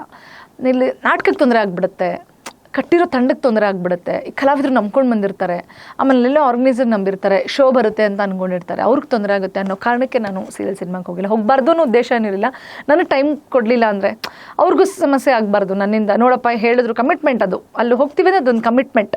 ನಾನು ತುಂಬ ಶಿಸ್ತಾಗಲ್ಲಿ ಇರಬೇಕಾಗುತ್ತೆ. ನನ್ನ ಕೈಲಿ ಅದು ಆಗಲಿಲ್ಲ ಅಂತಂದರೆ ಹೆಜ್ಜೆ ಇಡಬಾರ್ದು, ಅದಕ್ಕೆ ಹೋಗಬಾರ್ದು ಅಂತ. പക്ഷേ ಈಗ ಕೆಲವೊಂದಕ್ಕೆ ಹೋಗ್ತಿರ್ತೀನಿ, ಸಣ್ಣ ಪುಟ್ಟದಕ್ಕೆ ಸ್ವಲ್ಪ ಬ್ಯಾಲೆನ್ಸ್ ಮಾಡಿಕೊಂಡು. ಈಗ ಅಂದರೆ ಒಂದು ಸ್ವಲ್ಪ ಬಡ್ತಿ ಬಂದುಬಿಟ್ಟಿದೆಯಲ್ಲ, ಸ್ವಲ್ಪ ಬೇರೆ ಎಲ್ಲ ಹೆಲ್ಪ್ ಮಾಡೋಕ್ಕೆ ಒಂಚೂರು ಇದ್ದಾರೆ ತಂಡದಲ್ಲಿ. ನಾನು ಇಲ್ಲ ಅಂತಂದ್ರೂ ಕೂಡ ನಡ್ಸ್ಕೊಂಡು ಹಂಗೆ ಮಾಡ್ಕೊಂಡು ಹೋಗೋರು ಇದ್ದಾರೆ.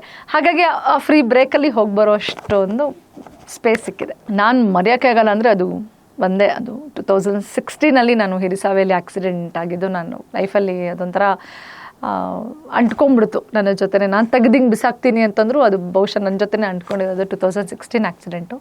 ನನಗೇನೂ ನೆನಪಿದೆ, ನನಗೆ ಹೆಸರು ನಾನು ಹುಟ್ಟಿದ ಮೇಲೆ ಅಮ್ಮ ನನಗೆ ನಯನ ಅಂತ ಹೇಳಿ ಹೆಸರಿಟ್ರು. ಅಜ್ಜಿ ಅಮ್ಮ ಎಲ್ಲ ಸೇರ್ಕೊಂಡು. ಯಾಕೆ ಅಂದರೆ ತುಂಬ ಎಲ್ಲರೂ ರೇಗಿಸೋ, ನಿನ್ನ ಮುಖದ ಮೇಲೆ ಕಣ್ಣೇ ಕಾಣಿಸ್ತಾ ಇದೆ ಅಂತ. ಸೊ ತುಂಬ ಆ್ಯಕ್ಟಿವ್ ತಗೊಳ್ಳ ಅಂತ ಇದ್ದಿದ್ದು ಹುಡುಗಿ ನಾನು. ನಯನ ಅಂತ ಹೇಳಿ ಹೆಸರಿಟ್ಟರು. ನಯನ ಅಂದರೆ ಎಲ್ಲರೂ ಹೇಳೋರು, ಓ ಕಣ್ ತಕ್ಕಂಗೆ ನಿನ್ನ ಹೆಸರಿದೆ ಬಿಡಮ್ಮ, ನಿನ್ನ ಕಣ್ ತಕ್ಕಂಗೆ ನಿನ್ನ ಹೆಸರಿದೆ ಬಿಡಮ್ಮ ಅಂತ ಅನ್ನೋರು. ಆಗ ಖುಷಿ ಅನಿಸ್ತಾಯ್ತು, ಗೊತ್ತಾಗ್ತಿರಲಿಲ್ಲ ನನಗೆ. ಹೌದಾ, ಸರಿ ಅಂತೆಲ್ಲ ಅಂತ ಇದ್ದೆ. ಡಾನ್ಸ್ಗೆಲ್ಲ ಹೋಗ್ಬೇಕಾರೋ ನಿನ್ನ ಕಣ್ಣೇ ಹೈಲೈಟ್ ನಿನಗೆ, ಥಿಯೇಟ್ರ್ ಮಾಡಿ ನಿನ್ನ ಕಣ್ಣೇ ಹೈಲೈಟ್ ನಿನಗೆ, ಇದೆಯಾ ಅಂದ್ರೆ ನಿನ್ನ ಕಣ್ಣೇ ನೋಡಿ, ಸ್ಟೇಜ್ ಮೇಲೆ ನಿಂತ್ಕೊಂಡ್ರು ಕಣ್ಣೇ ಕಾಣಿಸ್ತಿರುತ್ತೆ ಅಂತ ನಮ್ಮ ಸರೆಲ್ಲ. 16 ಒಂದು ಸಿನಿಮಾ, ನಮ್ಮದೇ ಸಿನಿಮಾದು ಆಡಿಷನ್ಗೆ ಹೋಗ್ಬೇಕಾದ್ರೆ ಹಿರಿಸಾವೆಯಲ್ಲಿ ಲಾರಿ ಮತ್ತು ನಾನು ಕಾರಲ್ಲಿದ್ದೆ, ಲಾರಿಗೆ ಅಡ್ಡ ಸಿಕ್ಕಿ ಆಕ್ಸಿಡೆಂಟ್ ಆಯಿತು. ಆಗ ಇಡೀ ನನ್ನ ಕಣ್ಣ ಪೋರ್ಷನ್ನ ರೆಪ್ಪೆ ಗ್ಲಾಸಿಗೆ ಸಿಕ್ಕಾಕೊಳ್ತು. ಅಂದರೆ ಟೋಟಲಾಗಿ ಕಣ್ಣಿಗೆ ನಿಂಗೆ ರೆಪ್ಪೆ ಹಿಂಗೆ ಮುಚ್ಚುತ್ತಲ್ಲ, ರೆಪ್ಪೆನೇ ಇರಲಿಲ್ಲ. ಅದು ದೊಡ್ಡ ಸ್ಟ್ರಗಲ್ ಅವತ್ತು. ಅದು ನಿರಂತರವಾಗಿ ನಾನು 2016 25ವರೆಗೂ ಒಂದು 8-9 ಸಲ ಸರ್ಜರಿಗೆ ಒಳಗಾಗಿದ್ದೀನಿ. ಮತ್ತೆ ನೋವಿಸ್ಕೊಳ್ಳೋದಿದೆಯಲ್ಲ, ಮತ್ತೆ ಹೊಲಿಗೆ ಹಾಕುವಂಥದ್ದು, ಮತ್ತೆ ತೆಗೆಯುವಂಥದ್ದು, ಮತ್ತೆ ಒಂದು ಕಡೆಯಿಂದ ಸ್ಕಿನ್ ತೆಗೆದು ಇನ್ನೊಂದು ಕಡೆ ಇನ್ನೊಂದು ಸ್ಕಿನ್ ಹಾಕೋದು. ಅದ್ರ ಜೊತೆಗೆ ಸ್ಟಾರ್ಟಿಂಗ್ ಏನಾಗೋಯ್ತು ನನಗೆ, ನಾನು ತುಂಬ ನೇರವಾಗಿ ಸ್ಟೇಜ್ನ ಲೈಟ್ಸ್ ನೋಡೋಕ್ಕಾಗ್ತಿರ್ಲಿಲ್ಲ. ಹಿಂಗೆ ಆ್ಯಕ್ಟ್ ಮಾಡ್ತಿರ್ಲಿಲ್ಲ ನನ್ನ ತಲೆನೇ. ಇಷ್ಟೇ ಈ ಲೆವೆಲಲ್ಲಿ ನಾನು ಆ್ಯಕ್ಟ್ ಮಾಡ್ತಿದ್ದೆ. ಹೆಚ್ಚು ಕಡಿಮೆ ಮೇಲೆ ನೋಡ್ತಾನೆ ಇರಲ್ಲ, ನಂಗೆ ನೇರವಾಗಿ ಲೈಟ್ ನೋಡೋಕ್ಕಾಗ್ತಿರ್ಲಿಲ್ಲ. ಆಮೇಲೆ ಕೆಲವು ತಂಡ ಯೋಚನೆ ಮಾಡೋಕ್ಕೆ ಶುರು ಮಾಡಿದ್ರು. ಆವಾಗಲೇ ಆ್ಯಕ್ಚುಲಿ ಗುಲಾಬಿ ಹೆಂಗೆ ಕಟ್ಟಿದ್ದು, ಈ ರೀಸನ್ಗೆ ಕಟ್ಟಿದ್ದು. ಏನು ಮಾಡೋದು ತುಂಬ ಫುಲ್ ಗೊತ್ತಿಲ್ಲ ನನಗೆ, ಡಿಪ್ರೆಷನ್ ಅನ್ನೋ ವರ್ಡ್ ತುಂಬ ದೊಡ್ಡದಾಗುತ್ತೇನೋ. ಮಂಕಾಗಿದ್ದೆ ಅಷ್ಟೇ, ನಾನು ತುಂಬ ಮಂಕಾಗಿಬಿಟ್ಟೆ ಸಡನ್ನಾಗಿ. ಒಂದು ಸಡನ್ ಆಘಾತ ಎಲ್ಲನೂ ನಿಲ್ಲಿಸ್ಬಿಡ್ತು ನನಗೆ.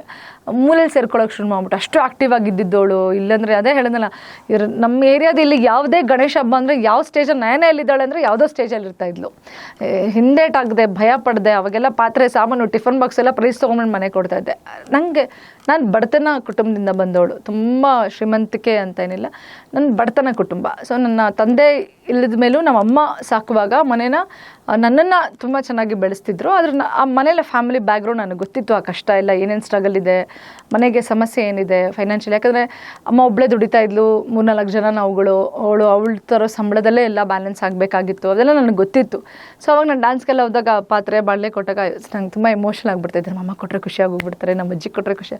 ನಮ್ಮ ಅಜ್ಜಿ ಅದೆಲ್ಲ ಎತ್ತಿಟ್ಬಿಟ್ಟು ಹೇಳ್ತಾ ಇದ್ಲು, ಇವಾಗಲೇ ದುಡಿಯೋಕ್ಕೆ ಶುರು ಮಾಡಿಬಿಟ್ಟಿದ್ದಾಳೆ ಇವಳು ಅಂತ. ಆವಾಗ ಆಕ್ಸಿಡೆಂಟ್ ಆದಾಗ ನನಗೆ ಅದು ಒಂದು ಸ್ವಲ್ಪ ತುಂಬ ಕುಗ್ಬಿಟ್ಟೆ. ಒಂಥರ ಅದೇ ಹೇಳೋಕ್ಕಾಗಲ್ಲ, ಡೇಸ್ ನಾನು ವಾಪಸ್ ಹೋಗೋದು ಇಲ್ಲ. ಬಟ್ ನಂಗೆ ಚಾಲೆಂಜ್ ಆಯಿತು ಆಮೇಲೆ, ನಾನೆಲ್ಲ ಮಾಡಲೇಬೇಕು, ನಾನು ಇಲ್ಲೇಬೇಕು ವಾಪಸ್ ಅಂತ. ಸರ್ಜರಿ ಮಾಡಿಸ್ಕೊಳ್ಳೋದು ಗ್ಯಾಪ್ ಕೊಡ್ತಾ ಇದ್ದೆ. ಬಿಕಾಸ್ ಇಡೀ ಪೋರ್ಷನ್ ಹಿಂಗೆ ಉತ್ಕೊಂಡ್ಬಿಡ್ತಿತ್ತು. ಯಾಕಂದರೆ ಇಡೀ ರೆಪ್ಪೆ ಹಾಕೋದು, ಸ್ಕಿನ್ ಹಾಕೋದು, ಹೊಲಿಯೋದು ಅಂದರೆ ಅಷ್ಟು ಈಸಿ ಇಲ್ಲ, ಅದು ಅಷ್ಟು ಸೆನ್ಸಿಟಿವ್ ಪಾರ್ಟ್ ಅದು. ಇನ್ನೆಲ್ಲ ಆಗಿಬಿಟ್ಟಿದ್ರೆ ಏನೋ ಮಾಡ್ಕೊಂಬಿಡ್ಬೋದಿತ್ತು. ಬಟ್ ಆ ಜಾಗ ಇದೆಯಲ್ಲ, ಸೊ ಅದು ಈಗಲೂ ಲಾಸ್ಟ್ ಡಿಸೆಂಬರು ಕೂಡ ಒಂದು ಸರ್ಜರಿ, ಈ ವರ್ಷ ಇನ್ನೊಂದು ಸರ್ಜರಿ ನಡೀತಾ ಇದೆ, ಹೋಗ್ತಾ ಇದೆ. ಪ್ರತಿ ಸಲ ಏನಾದರೂ ಎರೇಸ್ ಮಾಡೋದಿತ್ತು ಅಂದರೆ ನಾನು ವಾಪಸ್ ಹೋಗಿ ಆಕ್ಸಿಡೆಂಟ್ನ ಮಾತ್ರ ಎರೇಸ್ ಮಾಡಿ ಬರ್ತೀನಿ ಅಂತ. ಅದೊಂದು ನಂಗೆ ಲೈಫಲ್ಲಿ. ಯಾಕಂದರೆ ಈಗಲೂ ನನಗೆ ಗಾಳಿ ಆಗಲ್ಲ, ಈಗಲೂ ಹೆಚ್ಚು ಬಿಸಿಲಾಗಲ್ಲ, ತಡೆಯೋಕ್ಕಾಗಲ್ಲ. ಯಾಕಂದರೆ ಕ್ಲೋಷರೇ ಇಲ್ಲ ನನಗೆ. ನಾನು 16 ಅಂದರೆ ಆಲ್ಮೋಸ್ಟ್ 10 ಇಯರ್ಸ್ ಆಗ್ತಾ ಬಂತು. 10 ಇಯರ್ಸಿಂದ ಐ ಕ್ಲೋಷರ್ ಇಲ್ಲ. ಸೊ ನಾನು ಗ್ಯಾಪಲ್ಲೇ ಇದ್ದೀನಿ ನಾನು 10 ಇಯರ್ಸಿಂದ. ಸೊ ಗಾಳಿ, ಬೆಳಕು, ಧೂಳು ಇದ್ರ ಜೊತೆ ದಿನ ಫೈಟ್ ಮಾಡ್ತಿರ್ತೀನಿ. ಕಣ್ಣಿಗೆ ರಕ್ಷಣೆ ಮಾಡ್ಕೊಳ್ಳೋವಂಥದ್ದು ಏನೋ ಮಾಡ್ತಿರ್ತೀನಿ. ಬಟ್ ಅದೆಲ್ಲ ಆಗದೇ ಇದ್ದಿದ್ರೆ ಇನ್ನೊಂದು ಸ್ವಲ್ಪ ಲೈಫ್ ಆರಾಮಾಗಿರ್ತಿತ್ತಲ್ಲ, ಎಲ್ಲ ಜಂಜಾಟದ ಮಧ್ಯೆ ಹೋಗ ಅಂದ್ಕೊಂಡು ಇದೊಂಚೂರು ಆರಾಮಾಗಿರ್ತಿದ್ದೇನೋ ಅಂತ ಅನಿಸುತ್ತೆ. ನನಗೆ ಹೇಳೋಕ್ಕಿದೆ ಅಂತ ಅಂದರೆ, ನಾನು ಆಗಲೇ ಹೇಳಿದ ಹಾಗೆ ಸಣ್ಣೋಳಿದ್ದಾಗೆ ಥಿಯೇಟರ್ ಜರ್ನಿ ಶುರು ಮಾಡಿದೆ. ಎಲ್ಲ ಸಮಸ್ಯೆಗಳ ಮಧ್ಯೆ ಹೋಗಬಾರ್ದು ಅನ್ನೋ ಥಿಯೇಟ್ರೇ ಮಾಡಬಾರ್ದು ಹೆಣ್ಮಕ್ಳು ರಂಗಭೂಮಿಗೆ. ಈಗ ನಮ್ಮದೊಂದು ಆಸೆ, ಒಂದು ಇಚ್ಛೆ ಅಂತ ಇರುತ್ತೆ, ಇದನ್ನೇ ಕೆಲಸ ಮಾಡಬೇಕು ಅಂತ. ಇಷ್ಟೆಲ್ಲ 100 ಮಾಡ್ತೀವಿ, ಅದು ಖುಷಿ ಸಿಗಲ್ಲ. ಮಾಡ್ತೀವಿ, ಅನಿವಾರ್ಯ, ಏನೂ ಮಾಡೋಕ್ಕಾಗಲ್ಲ, ಇರಬೇಕು ಅಂತ. ಪ್ರತಿ ಸಲ ಅನ್ಸೋದು, ಎಲ್ರಿಗೂ ಹೇಳೋದು, ನಿಮ್ಗೇನು ಇಷ್ಟ ಇದೆಯೋ ನೀವು ಖುಷಿ ಸ್ವತಂತ್ರವಾಗಿ ಮಾಡಿ. ಅಭಿನಯಿಸ್ಬೇಕಾ, ಅಥವಾ ಓದಬೇಕಾ, ಓದಿನೇನೋ ಮಾಡ್ಕೊಳ್ಬೇಕಾ, ಅಥವಾ ನಿಮ್ಮದೇ ಬಿಸ್ನೆಸ್ ಮಾಡಬೇಕು, ಏನೋ ಆ ಥರದ್ದು ಏನೋ ಒಂದು ಥಾಟ್ ಇರುತ್ತೆ ನಿಮಗೆ. ಅಥವಾ ಥಿಯೇಟ್ರಿಗೆ ಬರಬೇಕಾ, ಅಯ್ಯೋ ಹೆಂಗೆ ಹೋಗೋದು ಥಿಯೇಟ್ರಿಗೆ, ಹೆಂಗೆ ನಾಟಕ ಮಾಡೋದು, ನಿಂತ್ಕೊಂಬಿಟ್ರೆ ಅಷ್ಟೇ. ನೀವು ಥಿಯೇಟ್ರಲ್ಲಿ ಇದ್ರಿ ಅನ್ನೋ ಕಾರಣಕ್ಕೆ ನಾನು ಹೇಳ್ತೀನಿ, ನಾವು ಲೇಟ್ ನೈಟ್ಸ್ ಇರ್ಬೋದು, ಶೋ 2 ಗಂಟೆ ರಾತ್ರಿ ಮುಗಿದಾಗ 3 ಗಂಟೆಗೆ ಮನೆಗೆ ಹೋಗೋದಿರ್ಬೋದು. ಕೆಲವು ತಂಡಗಳ ಜವಾಬ್ದಾರಿನೇ ತೊಗೊಳ್ಳದೆ ಹೊರಡಿ ಅಂತ ಅಂದಾಗ ನಾವು ಗಾಡಿಗಳು ತೊಗೊಂಡು ಊರೂರು ಮನೆಗಳಿಗೆ 20-20 ಕಿಲೋಮೀಟ್ರ್ ನೈಟ್ ಹೊತ್ತು 3 ಗಂಟೆ ಬೆಳಗಿನ ಜಾವ ಟ್ರಾವೆಲ್ ಮಾಡೋದು. 3 ಗಂಟೆಗೆಲ್ಲ ಬೆಳಗಿನ ಜಾವ ಹೊಟ್ಟೋಗ್ಬಿಟ್ಟಿದ್ದೀನಿ ಗಾಡಿ ತೊಗೊಂಡು ನಾನು. ಅವಾಗೆಲ್ಲ ಒಂದು ಸಲ ಫ್ಲೈಓವರೆಲ್ಲ ಬಂದ್ ಮಾಡಿಬಿಡ್ತಾಯಿದ್ರು, ಕೆಳಗಡೆಯಿಂದೆಲ್ಲ ಹೋಗಿ ಮನೆಗೆ ಹೋಗಿದ್ದೀನಿ ನಾನು ಅವಾಗೆಲ್ಲ. ಅದೊಂದು ಸ್ಟ್ರಗಲ್, ಅದು ಟೈಮ್ ಪೀರಿಯಡ್ ಅದು. ಸೊ ನಾನು ಅದಕ್ಕೆ ಹೇಳಿದೆ, ಈ ಥರ ಟಾಸ್ಕ್ ತುಂಬ ಇರುತ್ತೆ. ಥಿಯೇಟ್ರ್ ಮಾಡಲೇಬಾರ್ದು ಅನ್ನೋರೇ ಇರ್ತಾರೆ, 100 ಮಾತಾಡೋರು ಇರ್ತಾರೆ, ಕೆಟ್ಟದಾಗಿ ಮಾತಾಡೋರು ಇರ್ತಾರೆ. ಅದನ್ನು ತುಂಬ ಇಳಿಸ್ಬೇಕು ಅನ್ನೋ ಕಣಕ್ಕೆ ಬಣ್ಣ ಹಚ್ಚೋಳೆ, ನಾಟಕ ಮಾಡೋಳು, ಈ ಥರದ್ದು ಏನೇನೋ ಹೇಳ್ತಿರ್ತಾರೆ. ಖುಷಿ ಅವ್ರು ಅನ್ಬೇಕು, ಅವ್ರು ಅಂತ ಇರಲಿ, ಅದ್ರ ಬಗ್ಗೆ ವರಿ ಮಾಡ್ಕೊಳ್ಳೆ. ನಾನು ಮಾಡಬೇಕು, ನನ್ನ ಗುರಿ ಇದು, ನನ್ನ ಥಾಟ್ ಇದು. ಬಹುಶಃ ಅವತ್ತು ನಾನು ಹೆದರ್ಕೊಂಡ್ಬಿಟ್ಟಿದ್ರೆ ನಂಗೆ ಥಿಯೇಟ್ರಲ್ಲಿ ಏನೇನೋ ಮಾಡಿದ್ದೀನಿ ಅಂತಲ್ಲ, ಅಟ್ಲೀಸ್ಟ್ ಇಷ್ಟಾದರೂ ಮಾಡೋಕ್ಕೆ ನನಗೆ ಅವಕಾಶ ಸಿಗ್ತಾ ಇರಲಿಲ್ಲ ಅನಿಸುತ್ತೆ. ಸೊ ನಿಮ್ಗೇನು ಅನಿಸುತ್ತೆ, ಅದು ಖುಷಿಯಾಗಿ ಬದುಕನ್ನು ಕಟ್ಕೊಳ್ಳಿ ಅಂತೀನಿ ಅಷ್ಟೇ. ಬದುಕನ್ನು ಕಟ್ಕೊಳ್ಳುವಾಗ ಕಟ್ಟಕ್ಕೆ ಸಹಾಯ ಮಾಡದೇ ಇದ್ರೂ ಪರವಾಗಿಲ್ಲ. ಬದುಕನ್ನು ಕಟ್ಕೊಳ್ಬೇಕಾದ್ರೆ ಕೆಡವೋ ಪ್ರಯತ್ನ ಯಾರೂ ಮಾಡಬೇಡಿ. ಅವ್ರ ಪಾಡಿಗೆ ಅವ್ರು ಏನೋ ಕಟ್ಕೊಂಡು ಹೋಗ್ತಿದ್ದಾರೆ, ಅವ್ರ ಪಾಡಿಗೆ ಅವ್ರನ್ನ ಬಿಡಿ ಅಷ್ಟೇ. ಸೊ ಇವತ್ತು ನನ್ನ ಕಥೆ ಕಾರ್ಯಕ್ರಮದಲ್ಲಿ ಇಡೀ ರಂಗಭೂಮಿ ಜರ್ನಿಯನ್ನು ಹೇಳ್ಕೊಳ್ಳಿಕ್ಕೆ ಅವಕಾಶ ಮಾಡಿಕೊಟ್ಟಂಥ ಇಡೀ ಸಂಯುಕ್ತ ಕರ್ನಾಟಕ ಬಳಗಕ್ಕೂ ಗೆಳತಿ ಶುಭಾಗೂ ಭಾರವಾದ ಧನ್ಯವಾದಗಳನ್ನ ಹೇಳ್ತಾ, ಸಾಧ್ಯವಾದರೆ ರಂಗಭೂಮಿಯ ಹೋಗಿ ನಾಟಕಗಳನ್ನ ನೋಡಿ ಮತ್ತಷ್ಟು ರಂಗಭೂಮಿ ಕಲಾವಿದರನ್ನ ಪ್ರೋತ್ಸಾಹಿಸಿ ಅಂತ ಹೇಳ್ತಾ, ನಿಮ್ಮ ನಯನ ಸೋಡಾ. Thank you.